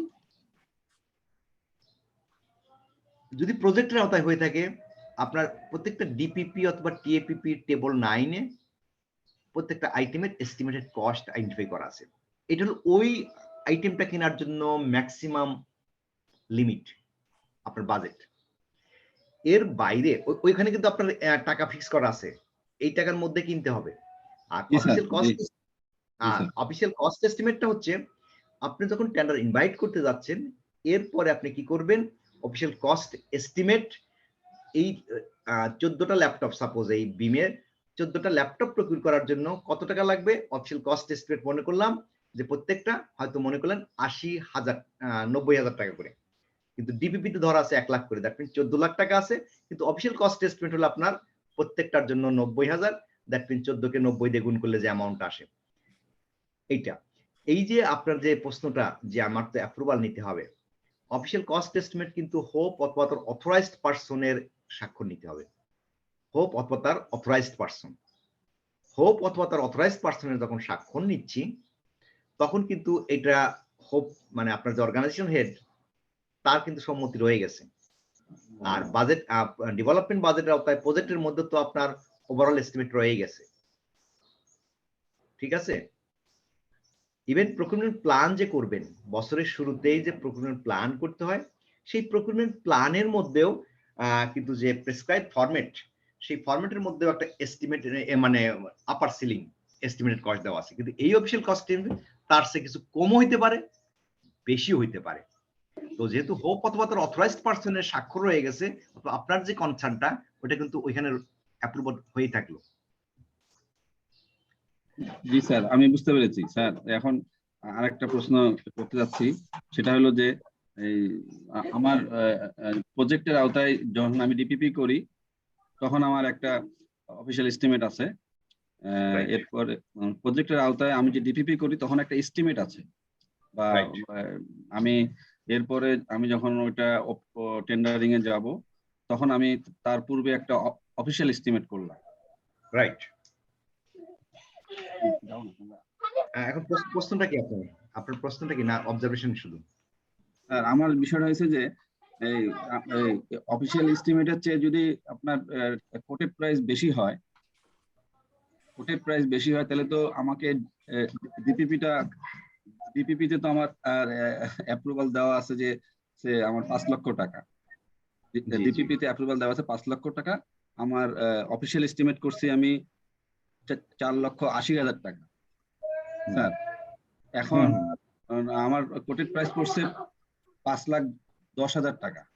সেই ক্ষেত্রে কি আমি তো ডিপিপির বাইরে এটা তো দিতে পারতেছি না, যদিও মার্কেট প্রাইসের সাথে ওই 5,10,000 টাকা টেন্ডার মূল্যায়ন কমিটি বা এরা চিন্তা করে দেখলো এটা সামঞ্জস্যপূর্ণ। এই ক্ষেত্রে স্যার যেহেতু ডিপিপি অ্যাকসিড করে গেছে, অফিসিয়াল কস্ট তো অ্যাকসিড করছে ধরে নিলাম, যে সেই ক্ষেত্রে এটাকে বিবেচনার কোনো সুযোগ আছে কিনা বা ডিপিপি সংশোধন না করে? Thank you. আপনার প্রশ্নটা যদি আমি বুঝে থাকি আমি একটু বলে নেই, যদি আমি না বুঝে থাকি আমাকে একটু হেল্প করবেন। যে আপনি মনে করলাম আমি ওই এক্সাম্পলেই থাকি, 14টা ল্যাপটপ আপনার প্রজেক্টের আওতায় ধরা আছে। 14টা ল্যাপটপের জন্য এস্টিমেটেড কস্ট যখন ডিপিপি তৈরি করেছিলেন তখন প্রত্যেকটার কস্ট 1 লাখ টাকা করে, 14টার দাম 14 লাখ টাকা ধরা আছে। কিন্তু আপনি যখন এখন কিনতে যাচ্ছেন, কেনার আগে যে অফিসিয়াল কস্ট এস্টিমেট করলেন তখন এটার দাম হয়তো আসলো 1,10,000 করে। আপনার 14টার এস্টিমেটেড কস্ট ছিল ডিপিপির মধ্যে হলো 14 লাখ টাকা, কিন্তু এখন অফিসিয়াল কস্ট এস্টিমেট প্রত্যেকটার জন্য 1,10,000। দ্যাট মিন 14টার দাম হচ্ছে 15,40,000। এই যে 1,40,000 টাকা এক্সট্রা লাগছে, এই 1,40,000 টাকা আপনার ডিপিপির মধ্যে নেই, ডিপিপির মধ্যে নেই।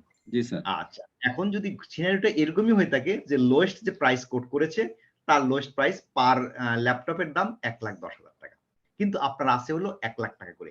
এই যে এক্সট্রা ল্যাপটপ প্রতি 10,000 অথবা 14টার জন্য 1,40,000 টাকা, এই টাকাটা আপনি কোথায় পাবেন, কিভাবে ম্যানেজ করবেন? প্রশ্ন তো আপনার এইটা।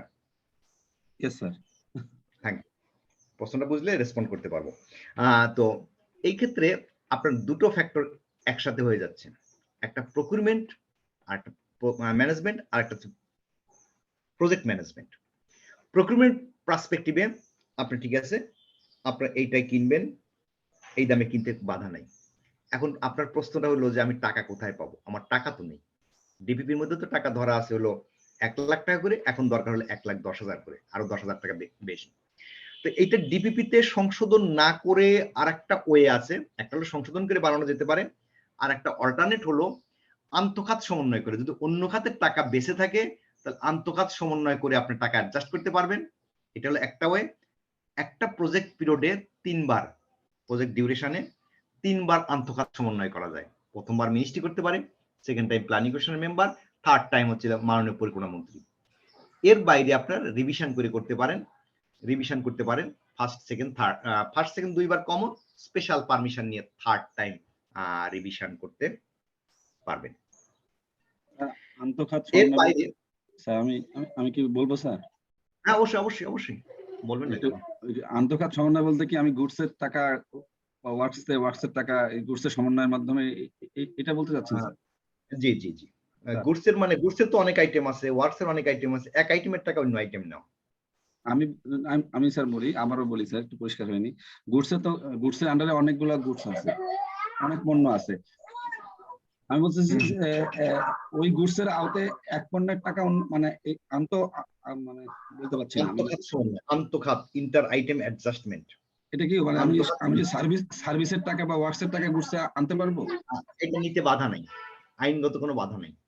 হ্যাঁ, এখন যদি আপনার প্রশ্ন থাকে যে অন্য জায়গায় টাকা বেশি নাই, সব জায়গায় মানে আপনার সব মতো লাগছে, একটাতে কম পড়ছে, তো আন্তঃখাত সমন্বয় করে পাবেন না। আন্তঃখাত সমন্বয় ছাড়া ডিপিপি, আপনি কি কোনো প্রজেক্টের সাথে ইনভলভ আছেন? আপনি কোনো প্রজেক্টের সাথে ইনভলভ আছেন কিনা? আমি প্রজেক্টের সাথে ইনভলভ না, কিন্তু কাজগুলা দেখতে হয় স্যার। হ্যাঁ, না আমি কাজের সাথে আমি কমিটির মাধ্যমে কাজগুলা দেখতে হয়, বিভিন্ন কমিটিতে আছে স্যার। হ্যাঁ, ঠিক আছে। তো আপনার ডিপিপির যেহেতু আপনি ইনভলভ আছেন, এর মধ্যে আরো দুটো আইটেম পাবেন, একটা ফিজিক্যাল কন্টিনজেন্সি আর একটা প্রাইস কন্টিনজেন্সি। হ্যাঁ কন্টিনজেন্সি দেখবেন, প্রাইস হ্যাঁ। কন্টিনজেন্সির সেন্সটা কি টেবল 9 এর মধ্যে যেটা উল্লেখ করা আছে। তো প্রাইস কন্টিনজেন্সি হলো আপনার একটা থোক দেওয়া আছে, মূল্যস্ফীতির কারণে, মূল্য বৃদ্ধির কারণে কিছু এক্সট্রা টাকা এখান থেকে নিতে পারবেন। এই টাকাটা কত নেওয়া যায়? একটা আইটেমের জন্য ম্যাক্সিমাম 30% টাকা নেওয়া যায়। ওই আইটেমের যদি মূল এস্টিমেটেড কস্ট 100 টাকা থাকে, তো এই প্রাইস কন্টিনজেন্সি থেকে ম্যাক্সিমাম 30% টাকা না 30% টাকা নেওয়ার একটা সুযোগ আছে, এখান থেকে অ্যাডজাস্ট করতে পারেন। আর যদি এই আন্তঃখাত সমন্বয়, প্রাইস অ্যাডজাস্টমেন্ট এই জায়গা থেকে নেওয়া সম্ভব না হয়, রিভিশন ছাড়ার অল্টারনেট নেই। ঠিক আছে, রিভিশন ঠিক আছে স্যার, স্যার ঠিক আছে। আর আমরা কিন্তু প্রজেক্ট ম্যানেজমেন্টে চলে গেছি, আবার প্রকুরমেন্টে চলে স্যার এসেছি। প্রজেক্ট ম্যানেজমেন্ট থেকে অফিসিয়াল ক্লোজলি রিলেটেড, একটাকে বাদ দিয়ে আরেকটা চলার কোনো সুযোগ নেই। দুটো খুব একটার সাথে আরেকটা খুব ক্লোজ রিলেটেড। স্যার হ্যালো হ্যাঁ বলেন কাইন্ডলি। স্যার, আপনি যে বললেন যে কন্টিনজেন্সি থেকে একটা খাতের জন্য সর্বোচ্চ 30% নেওয়া যাবে নাকি? ওই আইটেমের ম্যাক্সিমাম মানে আপনার টোটাল প্রজেক্ট কস্ট মনে করলাম 1000 টাকা, এর মধ্যে ল্যাপটপ খাতে আপনার কত এস্টিমেট করা আছে? 100 টাকা। ল্যাপটপ খাতে আপনি 30% অর্থাৎ 30 টাকা নিতে পারবেন।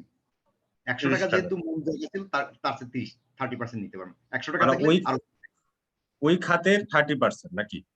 মানে ওই এস্টিমেটেড কস্টের 30%, মূল যে কস্ট ছিল তার 30% টাকা বাড়ানো যাবে, আনলিমিটেড বাড়ানো যাবে না, এটা লিমিট দেওয়া আছে 30%, মানে ম্যাক্সিমাম 30%। কন্টিনজেন্সির উপর 30% না, এটা হলো ওই কন্টিনজেন্সির উপর 30% না, যে আইটেমটা প্রকিউর করছি ওই আইটেমের যে অরিজিনাল এস্টিমেটেড কস্ট আছে তার থেকে 30% টাকা বাড়ানোর সুযোগ। Okay sir, clear sir, thank you. Okay, আমার কি স্ক্রিন শেয়ারটা আছে না চলে গেছে? মাঝে আমি কনফিউজ হয়ে যাই। স্ক্রিন শেয়ারটা আছে স্যার। আছে, আমি তো খুঁজে পাচ্ছি না।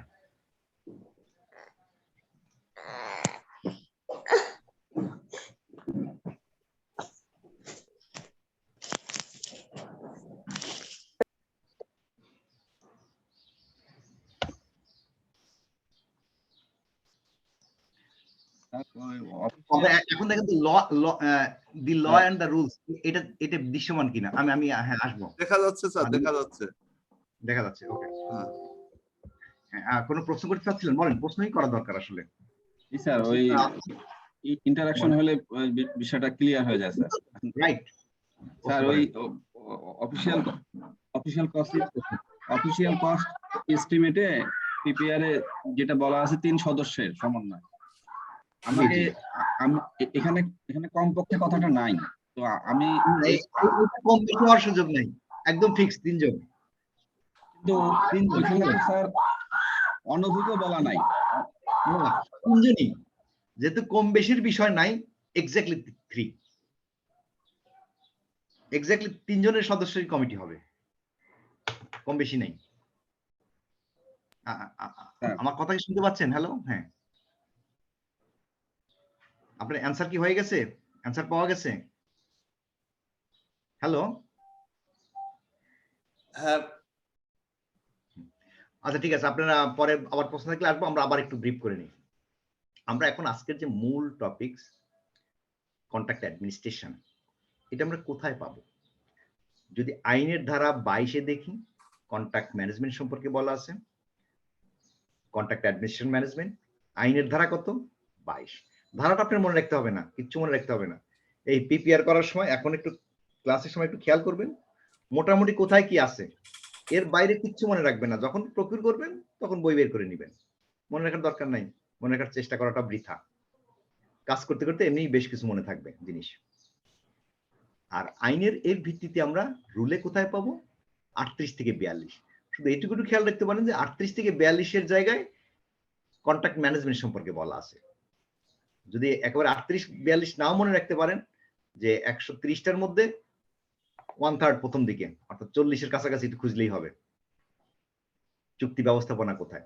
তো এই 38 থেকে 42-এর মধ্যে 38 হলো জেনারেল গুডস, ওয়ার্কস, সার্ভিস সম্পর্কে, ওভারঅল একটা চুক্তি কিভাবে সফলভাবে করা যায় চুক্তি বাস্তবায়ন করাতে বেসিক জিনিসটা উল্লেখ করা আছে 38-এ।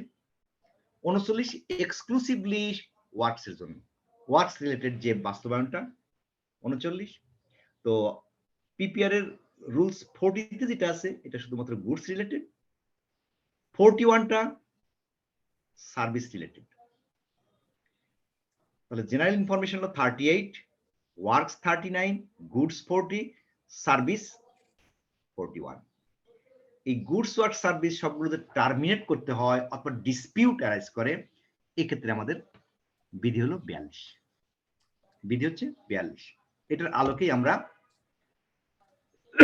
ডিসপিউট রেজলিউশন করব। তো কন্ট্রাক্ট ম্যানেজমেন্ট এবং অ্যাডমিনিস্ট্রেশনের আমরা যেটা বললাম 38 থেকে যে 42, এই 38-এর প্রথম যে যেটা 38-এর যে উপধারা 1, এটার মধ্যেই যেটা উল্লেখ করা আছে যে কন্ট্রাক্ট অ্যাডমিনিস্ট্রেশন ম্যানেজমেন্টের 4টা ক্যাটাগরিতে ভাগ করে আমরা এটা ম্যানেজ করতে হবে। এর মধ্যে administrative, managerial, financial, technical aspect consider করব। Administrative, financial, managerial, technical perspective চিন্তা করে আমরা একটা কন্ট্রাক্ট ম্যানেজ করার জন্য প্রসেস করতে থাকবো। কন্ট্রাক্ট অ্যাওয়ার্ড থেকে শুরু করে কন্ট্রাক্ট যখন সাইন করা হলো তারপর থেকে একদম ফাইনালি কন্ট্রাক্টটাকে, চুক্তিটাকে সফলভাবে বাস্তবায়ন করা পর্যন্ত পুরো বিষয়গুলোই থাকবে কন্ট্রাক্ট ম্যানেজমেন্টের মধ্যে। এর মধ্যে কি থাকবে? যেমন পেমেন্ট দেওয়ার বিষয় থাকবে, একটা স্পেসিফিক ডিউরেশনে গুডস সাপ্লাই দেওয়ার কথা কোন একটা টাইম লাইনের মধ্যে, ওয়ার্কস কোন একটা টাইমের মধ্যে কাজ শেষ করার কথা, সার্ভিস কোন একটা পারফর্ম করার কথা। আমি প্রথমে একবার যেটা ডেফিনিশন দেওয়ার চেষ্টা করছিলাম যে গুডস প্রকিউরমেন্ট বলতে কি বুঝি? গুডস কে পারচেজ অর হায়ার করা, পারচেজ করলে কোন একটা টাইমের মধ্যে আপনাকে ডেলিভারি দিবে। ওয়ার্কস কে এক্সিকিউট করবেন, আপনি কাজ দিলেন, সেই কাজ এই বিল্ডিংটা কতদিনের মধ্যে করবে, এক্সিকিউট করার টাইম থাকবে। এবং সার্ভিসেস যেটা দিলেন সে একটা পারফর্ম করবে, সেই পারফর্মটাও একটা স্পেসিফিক টাইম, একটা ডিউরেশন থাকবে। এইটা নিয়ে যদি কোনো ডিসপিউট অ্যারাইজ করে, যদি কোনো ক্লেম করে কেউ ডিফারেন্টলি, সেটা সলভ করার জন্য আমাদের যেটা 42 লাস্টটা এর মধ্যে উল্লেখ করা আছে। এখানে আরো ইম্পর্টেন্ট ইস্যু হচ্ছে, প্রথমে যেটা বললাম এসটিডি, স্ট্যান্ডার্ড টেন্ডার ডকুমেন্ট। আপনাদের 3 দিনের কোর্স তো অত ডিটেইলস নেই। তো এসটিডির কয়েকটা পার্ট আছে। আপনাদের যদি কষ্ট না হয় আমি একটু সাপোর্ট করি, যদি কষ্ট না হয় একটু লেখেন, যদি কষ্ট না হয়, কষ্ট হইলে আর লেখার দরকার নেই। লিখবেন? হ্যাঁ স্যার, লিখবো। এসটিডির যে বেসিক পার্ট গুলা, এসটিডির ওই স্ট্যান্ডার্ড টেন্ডার ডকুমেন্টের একটা প্রথম লেখেন ITT, instruction to tenderer, ITT, instruction to tenderer, ITT, instruction to tenderer, ITT, instruction to tenderer, ITT, instruction tenderer. Second লিখবেন TDS, tender data sheet, tender data sheet, TDS, tender data sheet, TDS, tender data sheet, TDS, TDS, tender data sheet. প্রথমটা কি? এসটিডির part ITT, instruction to tender. হ্যাঁ, এটা কি general common instruction, যারা tender submit করবে তাদের জন্য সিমিলটেনিয়াসলি প্রকিউরিং এন্টিটির জন্য ইনস্ট্রাকশন গুলো দেওয়া আছে, যেমন কিভাবে ইভালুয়েট করা হবে, ওপেনিং করতে হবে কিভাবে, ওপেনিং কত সময়ের মধ্যে করতে হবে, ইভালুয়েশনের বেসিক ক্রাইটেরিয়া গুলো, ইভালুয়েশনের আর পরে অ্যাপ্রুভাল কিভাবে হবে, এই জিনিসগুলো ডিটেইলস বর্ণনা করা আছে আইটিটির মধ্যে। এর পরের পার্টটা টিডিএস, টেন্ডার ডাটা শিট। আইটিটা জেনারেল ইনফরমেশন, যে কোনো টেন্ডারের জন্য একই রকম, যে এসটিডিটা ইউজ করছি সব প্রকিউরমেন্টের জন্য একই রকম। কিন্তু আপনি যে 14টা ল্যাপটপ প্রকিউর করবেন, এই যে 14টা ল্যাপটপের কথা বলতে হবে টেন্ডার ডকুমেন্টের মধ্যে। এই ডকুমেন্টে এইটা বলার জায়গা হলো টিডিএস। টিডিএস এ আপনার রিকোয়ারমেন্ট বলতে পারবেন। আপনি কে? আমি procuring entity, beam, Bangladesh institute of management. এটা লিখতে হবে। কবে টেন্ডার সাবমিট করবে, মানে ক্লোজিং এর সাবমিশনের লাস্ট ক্লোজিং টাইম, এরপর ওপেনিং কবে কখন হবে, ইভালুয়েশন কিভাবে হবে, এই ইনফরমেশনগুলো আমরা দেব হচ্ছে টিডিএস এর মধ্যে। আমরা এখন পর্যন্ত দুটো পার্ট বললাম, এসটিডির প্রথম পার্ট হলো আইটিটি, সেকেন্ড হলো টিডিএস, থার্ড লেখেন, third GCC, general conditions of contract, GCC, general conditions of contract, GCC, general conditions of contract, GCC, general condition of contract.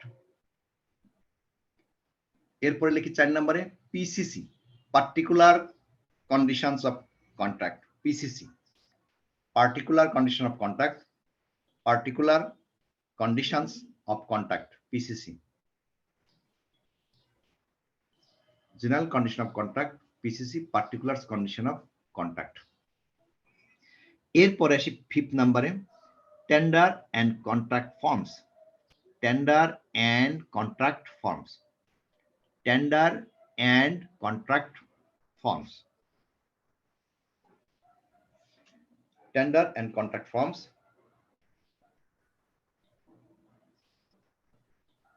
Tender and contract forms, প্রথমটা কি ছিল ITT, instruction to tenderer, second ছিল TDS, tender data sheet, third হলো GCC, fourth হলো PCC, general condition of contract, exactly, PCC, particular condition of contract, এবং fifth হচ্ছে tender and contract forms. এরপরের হচ্ছে স্পেসিফিকেশন। 6th আমরা যদি গুডসের কথা চিন্তা করি, স্পেসিফিকেশন এবং schedule of requirement, schedule of requirement গুডসের জন্য, ওয়ার্কসের জন্য বিওকিউ, অতটার দরকার নেই, আপনি স্কেডিউল অফ রিকোয়ারমেন্ট লেখেন গুডসের জন্য। এরপরে ড্রয়িং ডিজাইন ইত্যাদি, ড্রয়িং ডিজাইন যেখানে যেটা অ্যাপ্লিকেবল। এগুলো ছিল একটা এসটিডির বেসিক পার্ট। এই এসটিডির মধ্যে মানে স্ট্যান্ডার্ড টেন্ডার ডকুমেন্টের মধ্যে এই চুক্তি যে স্বাক্ষর করব তার ফর্মটাও রয়ে গেছে, টেন্ডার অ্যান্ড কন্ট্রাক্ট ফর্ম, যেটা 5 নম্বরে লিখলেন। যে ফর্মে চুক্তি করতে হবে, চুক্তি ইচ্ছা মতো যে কোনো কিছু লিখলে হবে না আপনার, এখানে গভর্নমেন্ট থেকে সেট করে দেওয়া আছে, শুধু গভর্নমেন্ট না, ওয়ার্ল্ড ওয়াইড যত প্রকুরমেন্ট গাইডলাইন আছে সব প্রকুরমেন্ট গাইডলাইনের মধ্যেই এই চুক্তির একটা ফর্ম দেওয়া আছে। কারণ আইনের দৃষ্টিতে অনেক শব্দেরই ডিফারেন্ট ডিফারেন্ট মিনিং আছে বা বিভিন্ন এক্সপ্লেনেশন করা যায়, অর্থাৎ এইগুলো মাথায় নিয়ে এই কন্ট্রাক্ট ফর্মগুলো যেটা সাইনিং করা হবে সেগুলোকে ডিফাইন করা আছে, শুধুমাত্র আপনি নাম ঠিকানা লিখবেন, তারিখ দিবেন। তো এই জিসিসি এবং পিসিসি যেটা 3 নম্বরে যেটা বললাম, এবং 4 নম্বরে চুক্তি পরিচালিত হবে জিসিসি পিসিসি অনুযায়ী।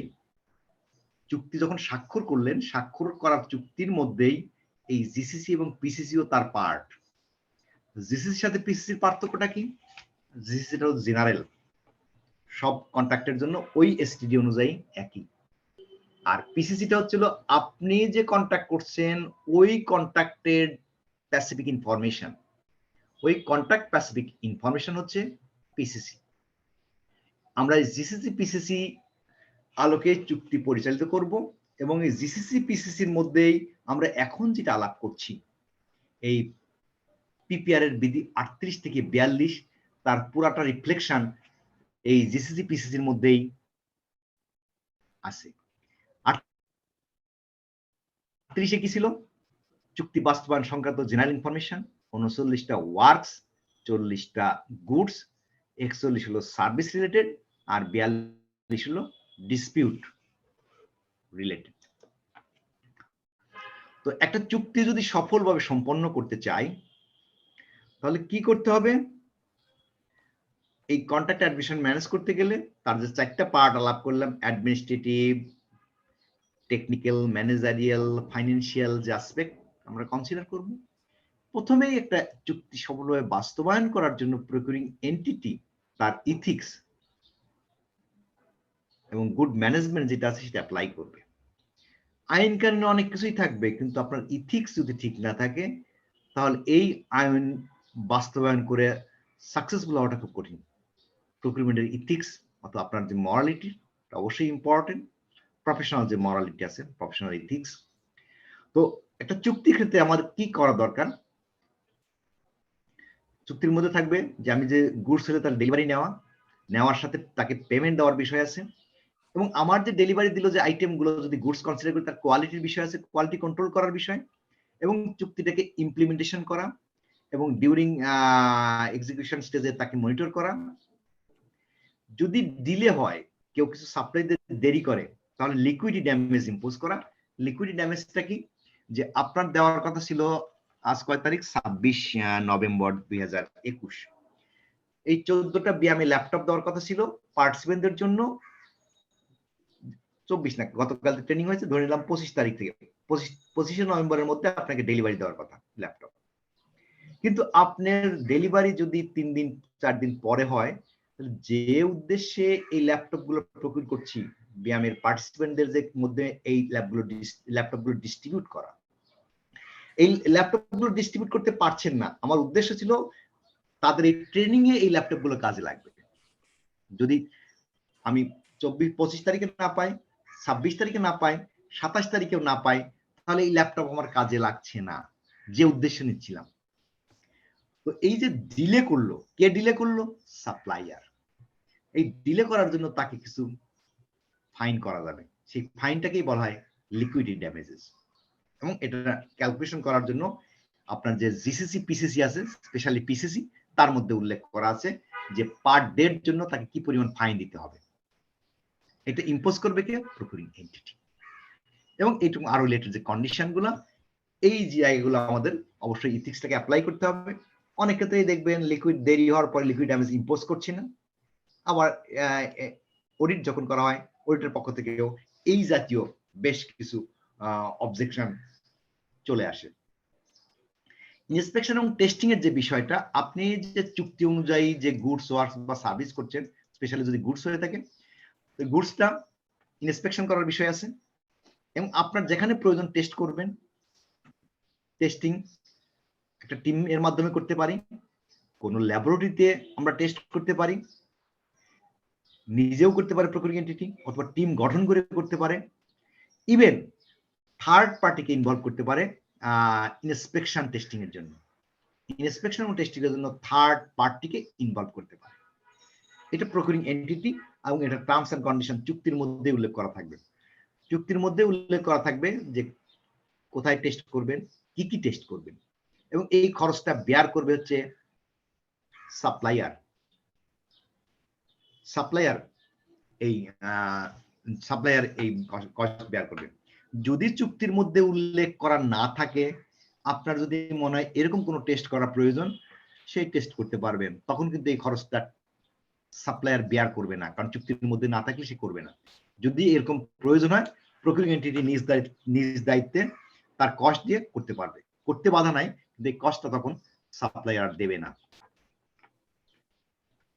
তো আমরা কোন প্রশ্ন বলবেন? জি স্যার, বলেন, কাইন্ডলি বলেন। কন্ট্রাকচুয়াল অব্লিগেশনের মধ্যে থেকে কোন টেন্ডার আর কি কন্ট্রাক্ট অ্যাওয়ার্ড করার পরে কন্ট্রাক্ট ডেডলাইন মিস করার পরে সে টাইম এক্সটেনশন চায়। যাই হোক, অ্যাজ পার মানে রুল তাকে টাইম এক্সটেনশন দেয়া হয়।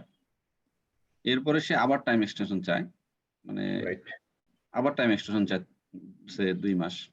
তো আলটিমেট 4 মাসের মধ্যে সে মালটা ডেলিভারি করতে পারেনি। রাইট। হিসাবে এখন তো যেহেতু সে fail to delivery the service goods and related services, তার তো রুল অনুযায়ী পারফরম্যান্স গ্যারান্টিটা লিকুইডিটি ড্যামেজ প্রথমে ইম্পোজ করার বিষয় আছে। আচ্ছা, আমি আপনার প্রশ্নের আনসার একটু পরে আসি, আমি রেসপন্ড করব, ডেফিনেটলি রেসপন্ড করব। জি স্যার, আমার পরের স্লাইডগুলোতে আছে আপনার ইনফরমেশন গুলো, একটু পরে আসছে। হ্যাঁ, ঠিক আছে, থ্যাংক ইউ। না পেলে অবশ্যই আমাকে একটু স্মরণ করাই দিবেন।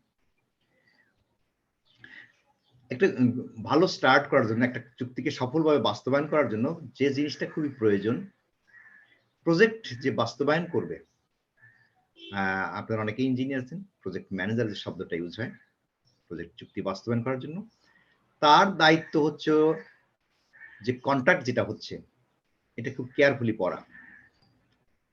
যে চুক্তিটা স্বাক্ষর করা হলো, সেই স্বাক্ষরিত চুক্তির সাথে রিলেটেড যত ডকুমেন্ট আছে খুব কেয়ারফুলি রিড করা, একবার একাধিকবার যতবার প্রয়োজন এইটা সম্পর্কে একটা আইডিয়া ধারণা করা, কিন্তু বাস্তবতাটা হচ্ছে আমার জানা মতে ঠিক অত ডিটেইলস কেয়ারফুলি সবসময় পড়া হয় না, বাট পড়া উচিত। আমি যদি এটার জন্য রেসপন্সিবল থাকি, এই চুক্তি বাস্তবায়নের সাথে জড়িত থাকি, প্রকিউরিং এন্টিটি বা তার যে রিলেটেড অফিসিয়াল এর সাথে জড়িত, তাকে অবশ্যই চুক্তিটা ভালো করে পড়তে হবে।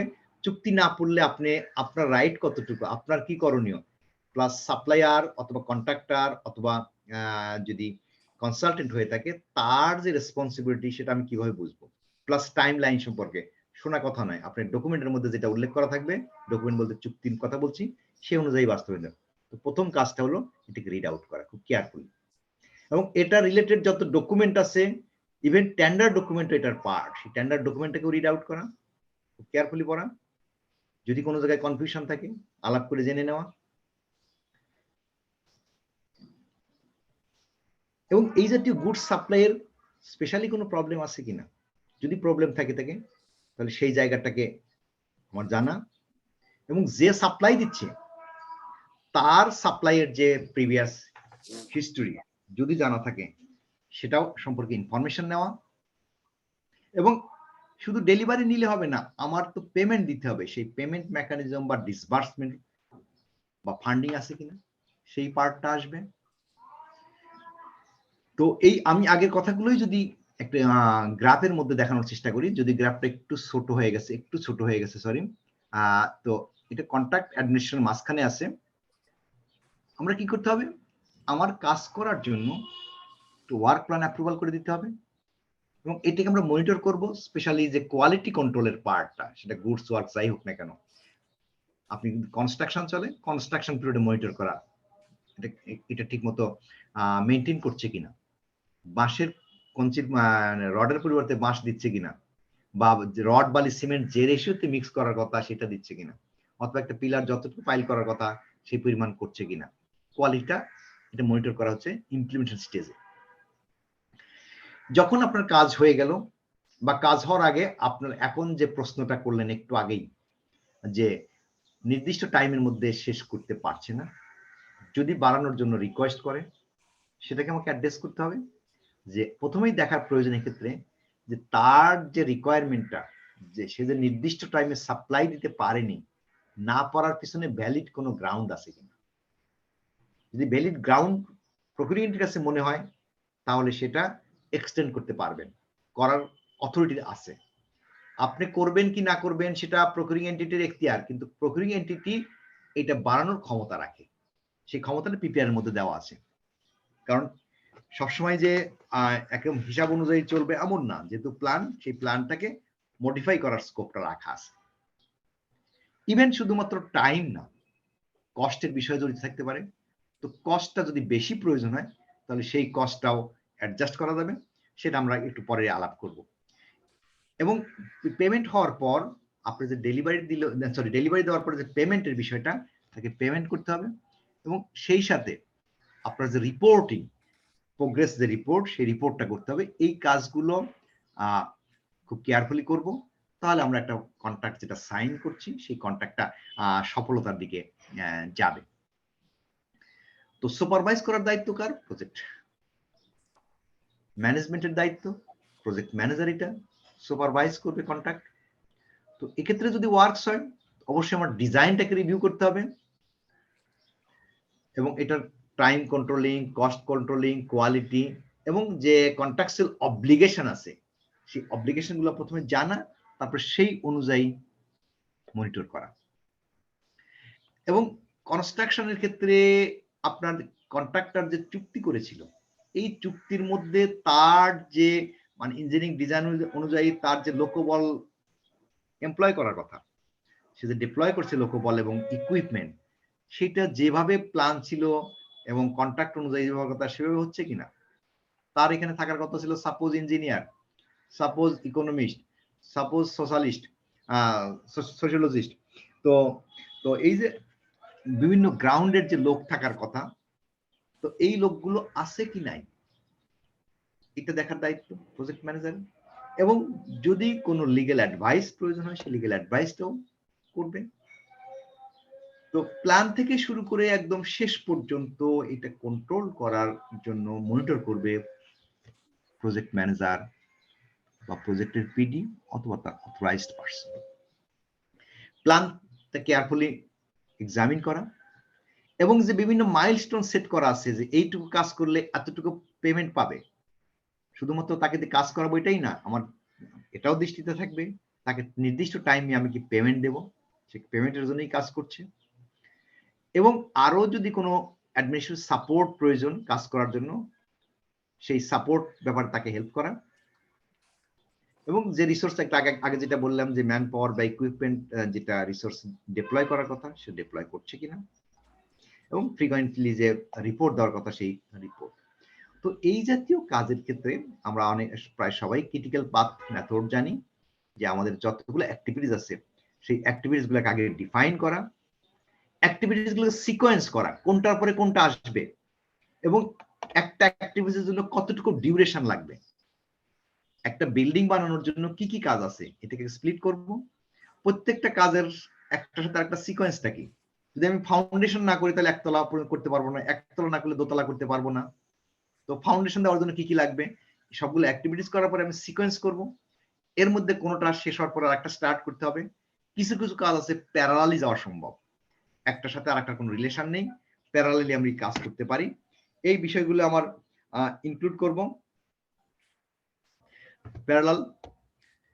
তো এই সিপিএম যেটা ক্রিটিক্যাল পাথ মেথড, এটার জন্য কি আমরা নেটওয়ার্ক ডায়াগ্রাম করব অ্যাক্টিভিটিস গুলোর আলোকে, অ্যাক্টিভিটির সিকোয়েন্সের ভিত্তিতে নেটওয়ার্কের ডায়াগ্রাম করছি, প্রত্যেকটা অ্যাক্টিভিটিসের টাইম দিচ্ছে, তার ডিউরেশনটা কত, এবং ক্রিটিক্যাল পাথ কোনটা, দ্য লংগেস্ট টাইম। এই নেটওয়ার্কের মধ্যে লংগেস্ট যে পাথটা সেটাই হচ্ছে ক্রিটিক্যাল পাথ। এবং ক্রিটিক্যাল পাথ আমরা ক্রিটিক্যাল পাথ মেথড যে ডায়াগ্রাম আছে সেই ডায়াগ্রাম অনুযায়ী আপডেট করব। তো প্যারালালি কাজ হোক, কোনো কাজটা ডিলে হলে সেই ডিলেটা কভার করার জন্য ব্যবস্থা আছে কিনা। যদি ক্রিটিক্যাল পাথ মেথডে ডিলে হয় তখন অবশ্যই টোটাল প্রজেক্ট পিরিয়ডের ডিলে হবে, টোটাল চুক্তি বাস্তবায়নে। যদি ক্রিটিক্যাল পাথের বাইরে কোনো অ্যাক্টিভিটিসে ডিলে হয় তাহলে একটা টাইম পর্যন্ত সেটাকে কভার করার জন্য ব্যবস্থা থাকে।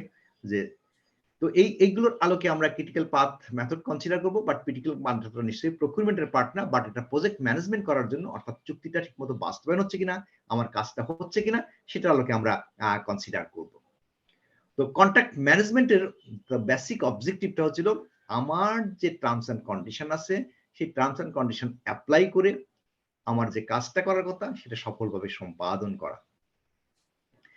এর মধ্যে যে বিষয়গুলো কভার করতে হবে, টাইম এক্সটেনশন একটা পার্ট, কস্ট ইনক্রিজ এবং ডিক্রিজের একটা পার্ট, কস্ট ইনক্রিজ এবং ডিক্রিজের যে পার্টটা, কস্ট প্রাইস অ্যাডজাস্টমেন্ট, যদি কোনো সময় প্রাইস অ্যাডজাস্টমেন্টের প্রয়োজন হয়, স্পেশালি আমরা জানি ওয়ার্কস এর ক্ষেত্রে যদি 18 মাসের বেশি কোনো কাজ ডিউরেশন হয় তাহলে তার জন্য কি করতে হবে, প্রাইস অ্যাডজাস্টমেন্ট করতে হবে। কারণ কি, লজিকটা হলো যে 18 মাসের বেশি যদি হয়ে থাকে, 18 মাসের বেশি, তো 18 মাসের বেশি হলে এত আগে প্রাইসটাকে এস্টিমেট করা অনেক সময় কঠিন। এর জন্যই প্রাইস অ্যাডজাস্টমেন্ট একটা ফর্মুলা থাকে, সেই অনুযায়ী যদি কোনো জিনিসের দাম অস্বাভাবিক বেড়ে যায়, বাড়ার পরিমাণটার সাথে ইন্ডেক্স দিয়ে সেটাকে অ্যাডজাস্ট করার একটা প্রভিশন রাখা আছে। এবং টেকনিক্যাল স্পেসিফিকেশনের মধ্যে যদি কোনো চেঞ্জ হয়, হয়তো আপনি একটা ল্যাপটপ বলছিলেন যে ল্যাপটপ দেওয়ার কথা ছিল বা একটা কাজ করার কথা ছিল, সেই কাজের ক্ষেত্রে সময়ের প্রেক্ষিতে যে চেঞ্জ যদি আসে, হায়ার ভার্সন চলে আসে, আগের ভার্সনটা অ্যাভেলেবল না থাকে, সেই জায়গাটাকে অ্যাডজাস্ট করার জন্য স্কোপ রাখা। তো কন্ট্রাক্টর সাপ্লায়ার তাদের আমরা এটা করব। তো ইউনিট প্রাইস একটা বড় ইস্যু, স্পেশালি লামসাম চুক্তির ক্ষেত্রে অথবা টাইম বেসড এর ক্ষেত্রে। তো আমরা জানি যে টাইম বেসড কন্ট্রাক্ট আছে, লামসাম কন্ট্রাক্ট আছে। তো যেভাবেই হোক না কেন, প্রাইস অ্যাডজাস্টমেন্ট থাকলে তার যে টার্মস এন্ড কন্ডিশন কিভাবে আমরা প্রাইস অ্যাডজাস্ট করতে পারবো, এবং যে ফর্মালিটিস গুলা, যে ফর্মুলা এবং ইন্ডেক্স দেওয়া আছে সেই ইন্ডেক্সের আলোকে আমরা করব। তো অ্যামেন্ডমেন্টের ক্ষেত্রে বেশ কিছু ইনফরমেশন আপনাদের দরকার। আপনি যে প্রশ্ন করেছিলেন আগে, একটু কাইন্ডলি এখন প্রশ্নটা আবার একটু করবেন সবার জন্য, একটু শুনি, তারপরে আমরা আপনার পয়েন্টটা নিয়ে আলাপ করি। আপনি কি আছেন যে প্রশ্ন করেছিলেন? জি স্যার, আছি। জি কাইন্ডলি একটু আর বলেন। যার ওই যে অব্লিগেশন ছিল গুডসটা ডেলিভারি দেওয়ার, সেটা সে ফেল করছে। হ্যাঁ। ফেল করাতে এটা ইজিপির মাধ্যমে টেন্ডারটা করা হয়েছিল। ফেল করাতে তো এখানে দেখলাম যে কি আসে, একটা আসে এলডি আর একটা আসে পিজি। এলডির বিষয়টা আমরা দেখলাম যে তখনই হবে যখন সে কাজটা শুরু করবে, অথবা কাজটা দেওয়ার গুডসটা ডেলিভারি দিবে বা দেওয়া শুরু করবে, কিন্তু ডিলে হবে।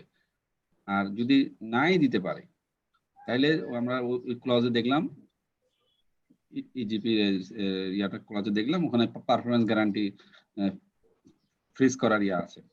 তো পারফরমেন্স গ্যারান্টি ফ্রিজ করা হলে, এটা যদি ফ্রিজ করা হয়, করা হলে সেটা তো ইলেকট্রনিক্যালি এটা সংশ্লিষ্ট ব্যাংকে চলে যায়, এবং ব্যাংকে চলে গেছে, ব্যাংক এবং ইয়ার কাছে চলে গেছে যে আপনি কি পারফরম্যান্স সিকিউরিটির কথা বলছেন? জি স্যার, পারফরম্যান্স সিকিউরিটির কথা। আর পারফরম্যান্স সিকিউরিটিটা ব্যাংকের মাধ্যমে দিয়েছিল, মানে ইলেকট্রনিক্যালি দিয়েছিল। জি স্যার। ওকে। তো এখন আপনি কোন অর্গানাইজেশনে আছেন একটু কাইন্ডলি আবার বলবেন? স্যার আমি ইয়াতে আছি, এটা বলে পেট্রোবাংলার আওতাধীন কর্ণফুলী গ্যাস। কর্ণফুলী ডিস্ট্রিবিউশন। আচ্ছা ঠিক আছে। আপনি কয়েকদিন আগে মনে একটা মতামত চেয়েছিলেন, এটা রিলেটেড এরকম একটা কিছু হবে। আচ্ছা ঠিক আছে। হ্যাঁ, আপনাদের কনসার্নটা ছিল একটা চুক্তি স্বাক্ষর করছেন, একটা ডেলিভারি দেওয়ার কথা, গুডসের চুক্তি, সেই চুক্তিটা নির্দিষ্ট টাইমে সময় দিতে পারে নাই। এটা হলো ফার্স্ট কথা। সেকেন্ড বললেন আমি তার রেমিডিটা কি? জি স্যার। আচ্ছা, আর একটু ইয়া করে দিই, আমাদের অর্গানাইজেশন থেকে আমার একটাই ইয়া গিয়েছিল, সেটা হলো যে পিডি সংক্রান্ত একটা বিষয়, পিডি না আরএফপি, না আমাদের অর্গানাইজেশন থেকে আর কোনো ইয়া যায়নি, ক্লারিফিকেশন চাওয়া হয়নি। একটা গেছিল ওই আপনার কনসালটেন্সি সার্ভিসের টিম লিডারের ইয়া নিয়ে, কনফ্লিক্ট অফ ইন্টারেস্ট নিয়ে, তো সেটা মতামত আমরা পেয়েছি স্যার। পেয়ে গেছেন আপনি? হ্যাঁ ঠিক আছে, আমার খেয়াল আছে। ঠিক আছে, আপনি পেয়ে গেছেন। ওকে। আর এটার যে পার্টটা আপনি যেটা বলছেন রাইটলি, তো প্রথমে যদি সে টাইম এক্সটেন্ড করতে বলে, এক্সটেন্ড করার জন্য প্রভিশন রাখা আছে। আপনি অ্যাপ্লাই করবেন কিনা সেটা আপনার ইস্যু। কেন? যদি কোনো ভ্যালিড গ্রাউন্ড থাকে যার কারণে সে নির্দিষ্ট টাইমে সাপ্লাই দিতে পারেনি, সে অবশ্যই প্রকিউরিং এন্টিটিকে ইনফর্ম করবেন। প্রকিউরিংয়ের কাছে যদি এটা গ্রহণযোগ্য হয়, তার লজিকটা, তার কন্ডিশনগুলা, তাহলে এক্সটেন্ড করতে পারবেন। এক্সটেন্ড করার ক্ষেত্রে নিয়ম হচ্ছে, প্রথমবার প্রকিউরিং এন্টিটি এক্সটেন্ড করবে যদি 20% পর্যন্ত টাইম এক্সটেনশন, কস্টের না, টাইম এক্সটেনশন যদি 20% পর্যন্ত বাড়ানো যায়, প্রকিউরিং এন্টিটি এটা বাড়াইতে পারবে। গ্রহণযোগ্য মনে হলে প্রকিউরিং এন্টিটি করতে পারবে। যদি তার কাজের হ্যাম্পার না হয়, যেমন আমরা ল্যাপটপের যে ঘটনাটা আমি বললাম, আপনার ট্রেনিং হলো 25 থেকে 27 তারিখ পর্যন্ত। 25 তারিখ থেকে 27 তারিখ পর্যন্ত এই ট্রেনিং এর মধ্যে আপনার ল্যাপটপ দিয়ে ট্রেনিং প্রোভাইড করবে। এখন যদি 27 তারিখের পরে আসে, সেই ল্যাপটপ আপনার ট্রেনিং এর কাজে লাগছে না, যেহেতু কাজে লাগছে না, অতএব এটা পরে ডেলিভারি নেওয়ার সুযোগ নেই। এক্ষেত্রে আপনি টাইম এক্সটেন্ড করাটা আমার দৃষ্টিতে যুক্তিসঙ্গত হবে না। আচ্ছা, যদি মনে করেন যুক্তিসঙ্গত, তাহলে টাইম এক্সটেন্ড করতে পারবেন। প্রকিউরিং এন্টিটি 20% পর্যন্ত টাইম বাড়াইতে পারবে। 20% এর বেশি হইতে গেলে এটা হোপের অনুমোদন লাগবে। Head of the procuring entity 20% এর বেশি হলে। স্যার এই প্রসিডিউরগুলো আমি স্যার ইন্টারাপশন করলাম, সরি স্যার। অবশ্যই আপনি তো ইন্টারাপ্ট করবেন, বলেন। হ্যাঁ বলেন। না, আমি তো শুরু এর আগে বলেছি যে তারা টাইম এক্সটেনশনের জন্য অ্যাপ্লিকেশন করেছিল, আমরা ওই পির অথরিটির বাইরে ছিল, ওটা হোপের মাধ্যমে আমরা তাকে ফার্স্ট টাইম এক্সটেনশন করে দিয়েছি। সেকেন্ড টাইমও সে একটা অ্যাপ্লিকেশন দিছে, কিন্তু সেটা আমাদের এখান থেকে কোনো ইয়া হয় নাই। হ্যাঁ, গ্রহণযোগ্য হয় নাই। এবং না হওয়ার পরেও তারও 4 মাস তারা কোনো ধরনের আমাদের সাথে যোগাযোগ রাখে নাই। একটা আসলে আইপি ফোন কেনা নিয়ে একটা বিষয় ছিল। যাই হোক, পরবর্তীতে এটা আবার অনুমোদন নিয়ে তার চুক্তিটাকে বাজেয়াপ্ত করা হলো। এটা স্যার ডিউলি মানে অ্যাজ পার পিপিআর ফলো করে এবং ইজিপির সংশ্লিষ্ট আইন বিধিবিধান ফলো করে করা হয়েছে। মানে বিষয়টা হয়েছে, আমার প্রশ্নটা হচ্ছে স্যার এই যেখানে, সেটা হচ্ছে আমি যখন ইলেকট্রনিক্যালি পারফরমেন্স গ্যারান্টিটা ফ্রিজ করেছি, এটা টেন্ডারও জানছে ইলেকট্রনিক্যালি, এবং ব্যাংকও, যে ব্যাংকের মাধ্যমে সে ব্যাংক গ্যারান্টি দিয়েছে সেও জানছে। আমার ইয়াটা হচ্ছে, আমি এইখান ব্যাংকের কাছ থেকে আমি এটা কিভাবে কালেক্ট করব, ওই পে অর্ডারটা বা ব্যাংক গ্যারান্টিটা, মানে এই ক্ষেত্রে কি আমাকে তাকে কোনো রিটেন কোনো কমিউনিকেশন মেনটেন করতে হবে কিনা, মানে চিঠি দিতে হবে কিনা, এটা বলতে আচ্ছা। স্যার। প্রথমত হলো আপনি কতটুকু ক্ষতির সম্মুখীন হয়েছেন। পারফরমেন্স সিকিউরিটি যেটা দেওয়া আছে পুরোটাই যদি ক্ষতির সম্মুখীন হন, তাহলে ব্যাংকে পারফরমেন্স সিকিউরিটি কার অনুকূলে দেওয়া আছে? প্রকিউরিং এন্টিটির অনুকূলে। পারফরমেন্স সিকিউরিটি বা টেন্ডার সিকিউরিটি যেটা ব্যাংক গ্যারান্টি ফর্মে হোক অথবা পে অর্ডার ফর্মে হোক, পে অর্ডার তো আপনার কাছেই আছে। আর যদি ব্যাংক গ্যারান্টি ফর্মে হয়ে থাকে, তাহলে ব্যাংককে বলতে হবে যে কারণে আপনার কারণে যেটা পারফরমেন্স সিকিউরিটিটা বাজেয়াপ্ত করা হলো, বাজেয়াপ্ত করে প্রকিউরিং এন্টিটির অনুকূলে দেওয়ার জন্য এটা ব্যাংকে আপনি জানাবেন। আপনার দায়িত্ব হলো ব্যাংকে ইনফর্ম করা। জি স্যার, আমি সেটাই। চুক্তিটা বাতিল করেছেন, সেই বাতিল তো আপনার যে কন্ট্রাক্টর বা যে সাপ্লায়ার, আপনার ক্ষেত্রে গুডস সাপ্লাইয়ের সাথে সাপ্লাইকে তো ইনফর্ম করেছেন, আপনি অফিসিয়ালি ইনফর্ম করেছেন। আর ওইটার আলোকে এখন ব্যাংকে আপনি বলবেন এটা আপনার অনুকূলে ইনক্যাশ করে দেওয়ার জন্য। অনেক ক্ষেত্রে আপনি যেটা বলতে চাচ্ছেন, সম্ভবত আমার কাছে যেটা মনে হচ্ছে যে ব্যাংক আপনাকে ওইভাবে কোঅপারেট করে নাই বা করছে না, ব্যাপারটা এরকম হয়তো বা। তো ব্যাংক অনেক ক্ষেত্রেই ঠিক এরকম করে বা করার চেষ্টা করে। তো এক্ষেত্রে আপনি ব্যাংকের হায়ার অথরিটির কাছে, শুধু ম্যানেজারে না, হায়ার অথরিটির কাছে আপনি যোগাযোগ করেন। যদি একান্তই এখানে ব্যর্থ হন, আপনি লাস্ট রিসোর্ট বাংলাদেশ ব্যাংককে অবহিত করেন। বাংলাদেশ ব্যাংক ওই ব্যাংকের এটা পে করার জন্য বাধ্য করবেন, কারণ যে আপনাকে যে ব্যাংক গ্যারান্টি দিয়েছিল তার মধ্যে কিন্তু আনকন্ডিশনাল ব্যাংক গ্যারান্টির মধ্যে ব্যাংক কমিট করেছিল যদি এটা কোনো কারণে ফেল করে তাহলে আপনাকে এইটা পে করবে। এটা ব্যাংকের কমিটমেন্ট। ব্যাংকের যদি ওই ম্যানেজারের স্বাক্ষর ঠিক থাকে, ওইটা মানে যদি কোনো ফেক না হয়ে থাকে, তাহলে ব্যাংক দিতে বাধ্য। ব্যাংক সাপোজ আপনি মনে করলাম আইএফআইসি ব্যাংক, তো আইএফআইসি ব্যাংক ধরে নিলাম আর কি, তাহলে আপনার আইএফআইসি ব্যাংক ওই ম্যানেজার লেভেলের সমাধান করতে না পারলে উপরের দিকে লেখেন তার এমডি আছে, ওখানেও যদি সমাধান না হয় তাহলে বাংলাদেশ ব্যাংকে। সরকারি সিদ্ধান্তর বাইরে তারা যাওয়ার সুযোগ নাই, তারা গভর্নমেন্টের আওতায় কাজ করছে না। আসলে বাংলাদেশ ব্যাংকে ইনভলভ করেন, বাংলাদেশ ব্যাংক ইনভলভ করলে টাকা আপনার ঘরে এসে দিয়ে যাবে, আমার বিশ্বাস। Sir thank you sir, thank you. আমি আরেকটু অ্যাড করি স্যার, আপনার এই ইয়াটা প্রোটোকলটা এটা ঠিক আছে, এটা কনভেনশনাল যে প্রকিউরমেন্ট যদি আমি ফলো করি ঠিক আছে। আমি বলতে চাচ্ছি যেহেতু আমি ইলেকট্রনিক্যালি গেছি, মানে ইজিপির মাধ্যমে আমরা কিন্তু এইখানে আপনাকে আমি একটু ইন্টারাপ্ট করি স্যার। আপনি চুক্তিটা করেছেন মানে টেন্ডারটা ইনভাইটেশন করেছেন ইলেকট্রিক্যালি ইজিপিতে, বাট আপনার কন্ট্যাক্ট ম্যানেজ কিন্তু ইলেকট্রনিক্যালি না, ম্যানুয়ালি করছেন। আপনার চুক্তিটা নিশ্চয়ই হাতে করা, আমার বিশ্বাস হাতে ম্যানুয়ালি করা। আপনার ওই পার্টটুকু ইজিপিতে, কন্ট্যাক্ট ম্যানেজমেন্টটা হচ্ছে আপনার ম্যানুয়াল করে কি স্যার আমি আপলোড করে দিয়েছি ইজিপিতে। ইয়েস, ইজিপিতে আপলোড করে দিয়েছেন, কিন্তু এই পার্টটা কিন্তু ম্যানুয়াল। চুক্তি স্বাক্ষর করেছেন, কন্ট্যাক্ট ম্যানেজমেন্টটা ইজিপিতে না এখন আপনার অতএব এটা আপনার ম্যানুয়ালি প্রসেস করবেন, বাট ওইখানে ইনফরমেশন রাখবেন, ইটস গুড, কিন্তু কন্ট্যাক্ট ম্যানেজমেন্টটা ম্যানুয়াল। বাট আমি কেন বলছি, কারণ যে 6টা সংস্থাকে আমরা কন্ট্যাক্ট ম্যানেজমেন্টটা ইজিপি সিস্টেমের মধ্যে নিয়ে আসছি, তার মধ্যে আপনার অর্গানাইজেশনটা নেই। কেন? কারণ আরো অনেক ট্রেনিং, অনেক সাপোর্ট লাগে। তো এখন পাইলট বেসিসে আমরা করছি। এটা সাকসেসফুল হওয়ার পরে অন্যান্য যারা পার্টিসিপেট করেছে সব অর্গানাইজেশনকে কন্ট্যাক্ট ম্যানেজমেন্টটাও ইজিপি সিস্টেমের মধ্যে নিয়ে আসা হবে। বাট এখন পর্যন্ত আপনি ইজিপি সিস্টেমের বাইরে কন্ট্যাক্ট ম্যানেজমেন্ট পার্টটুকু আছেন, টেন্ডারিং পার্টটা ইজিপিতে আছেন। Okay sir, thank you sir. আমি আরেকটা ইনফরমেশন দিতে চাই, আমি বলার চেষ্টা করছিলাম যে আপনি আইনের ধারা 64 উপধারা 5 এবং 6, কোন ব্যক্তি এই আইনের অধীন ক্রয়কারীর সহিত সম্পাদিত চুক্তির কোন মৌলিক শর্ত ভঙ্গ করিলে, মৌলিক শর্ত অর্থাৎ আপনাকে ডেলিভারি দেওয়ার কথা, ডেলিভারি সে দেয় নাই, এই যে মৌলিক শর্ত ভঙ্গের কারণে আপনি ক্রয়কারীর বিরুদ্ধে চুক্তি বাতিল করে তার বিরুদ্ধে ব্যবস্থা গ্রহণ করবেন, আপনি তাকে ব্ল্যাক লিস্ট করা উচিত। আপনার আইনে ব্ল্যাক লিস্টে স্যার মানে আপনি স্যার করবেন, আপনি স্যার ব্ল্যাক লিস্ট করার একটা প্রসিডিউর আছে, সেই প্রসিডিউর ফলো করে তার মধ্যে শাস্তিমূলক ব্যবস্থা গ্রহণ করেন। পারফরমেন্স সিকিউরিটি একটা আছেই, তার বাইরে তাকে ব্ল্যাকলিস্ট করেন যে ভবিষ্যতে কোনো জায়গায় সে পার্টিসিপেট করতে না পারে।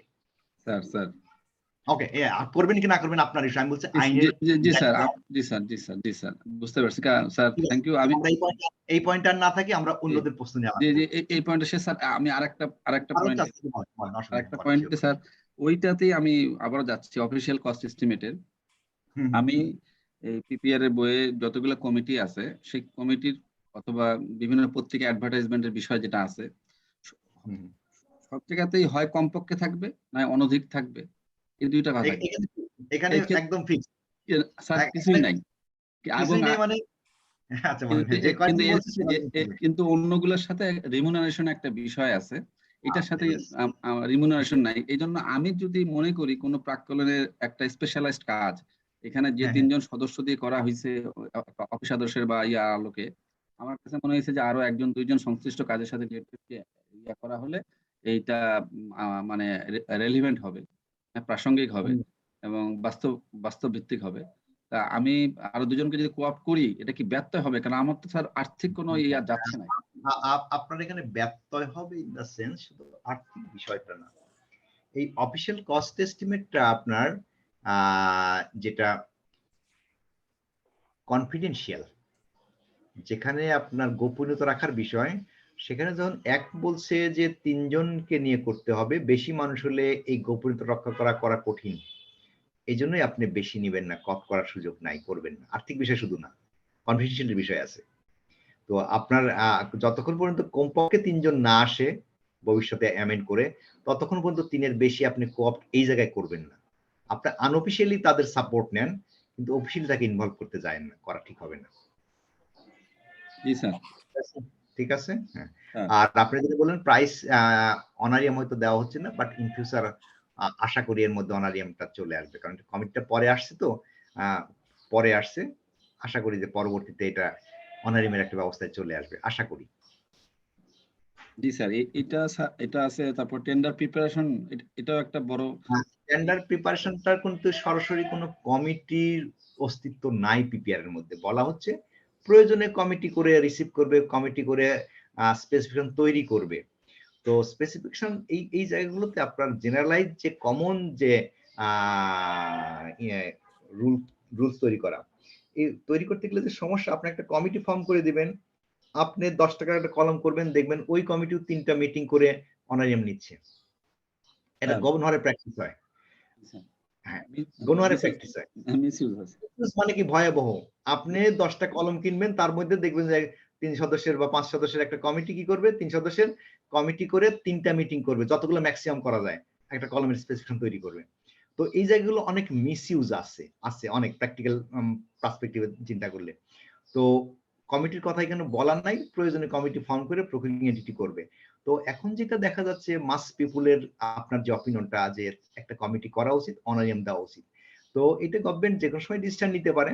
তো যেহেতু অনেক জায়গা থেকে এটা উচ্চারিত হচ্ছে, হয়তো ভবিষ্যতে ইনক্লুড হতে পারে, বাট যতক্ষণ পর্যন্ত ইনক্লুড না হচ্ছে আমরা পিপিআর এর মধ্যে, ততক্ষণ পর্যন্ত এটাকে ইউজ করার কোনো সুযোগ নেই। বাট ভবিষ্যতে আসতে পারে, কারণ অনেক জায়গা থেকে এটা যেহেতু বলা হচ্ছে, বলতে তখন গভর্নমেন্ট এগ্রি করে যায়। ঠিক আছে স্যার, কারিগরি বিনির্দেশ নিয়ে কিছু বলবো? হ্যাঁ, বলেন। কারিগরি বিনির্দেশে তো এমন ভাবে বলা আছে পিপিআর এ যে এমন ভাবে করতে হবে যাতে সবার সুযোগ, কারো সুযোগ যেন সীমিত না হয়, সবাই যেন অবাধ পার্টিসিপেশনটা নিশ্চিত হয়। এখন সেই হিসাবে কোনো পণ্যের ব্র্যান্ড নেম অথবা ইউজ করা যাবে না, কান্ট্রি অফ অরিজিন ইউজ করা যাবে না। জি, ঠিক আছে স্যার, ঠিক আছে।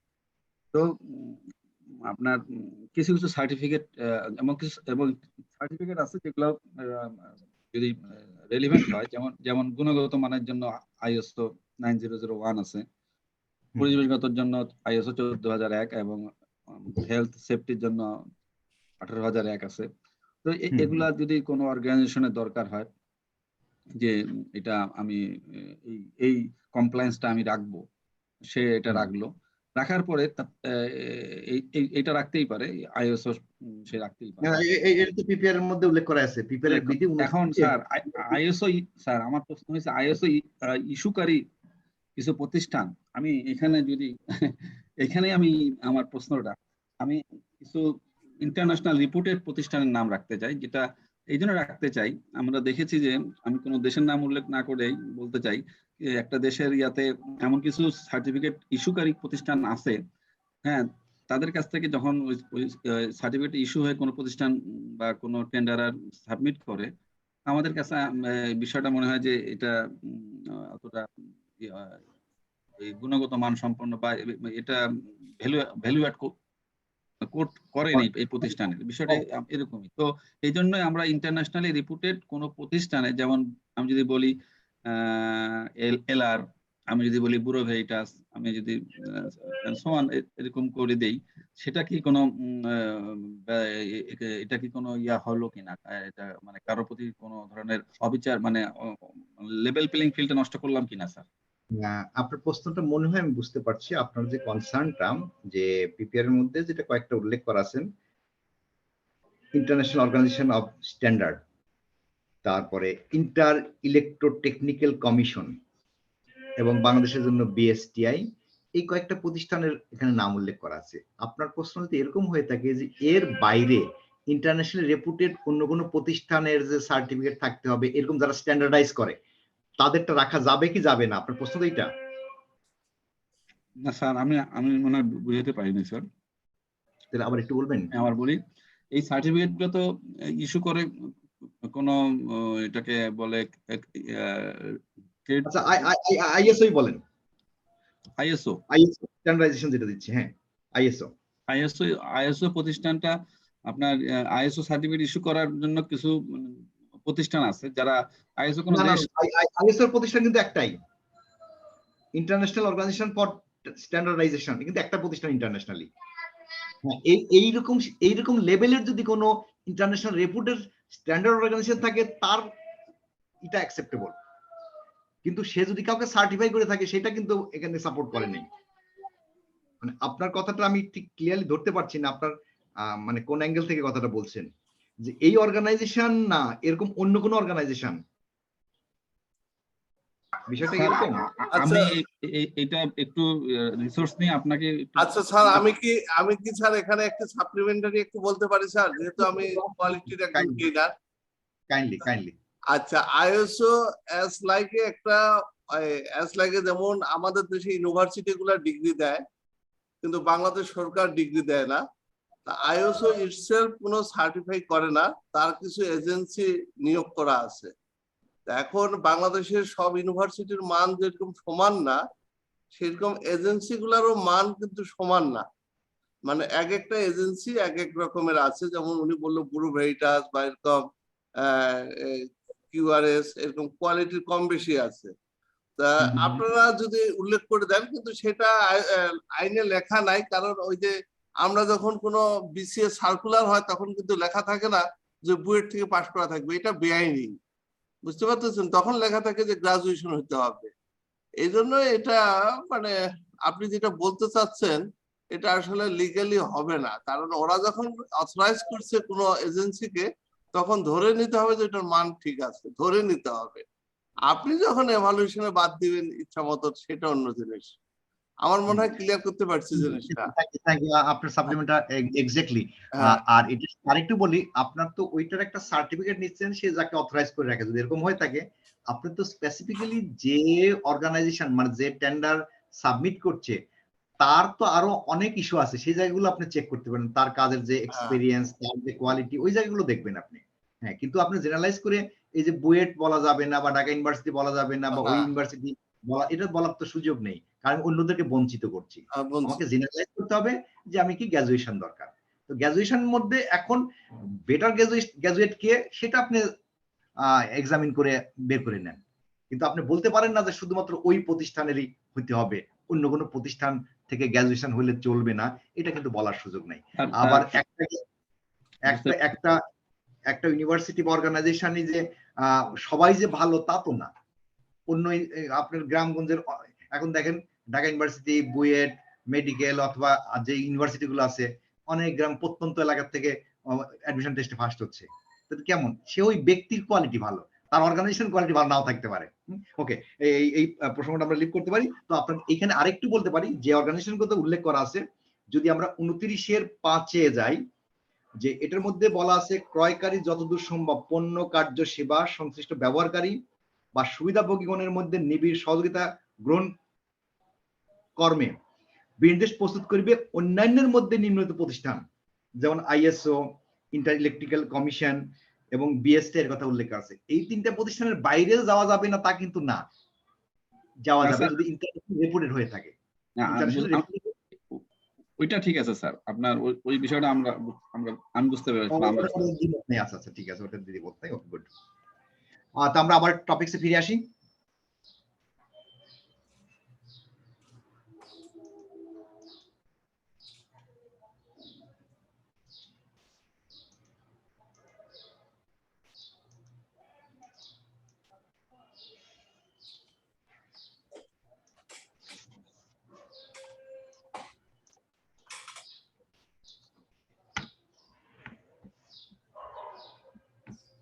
ডিসকানেক্ট হয়ে গেলাম।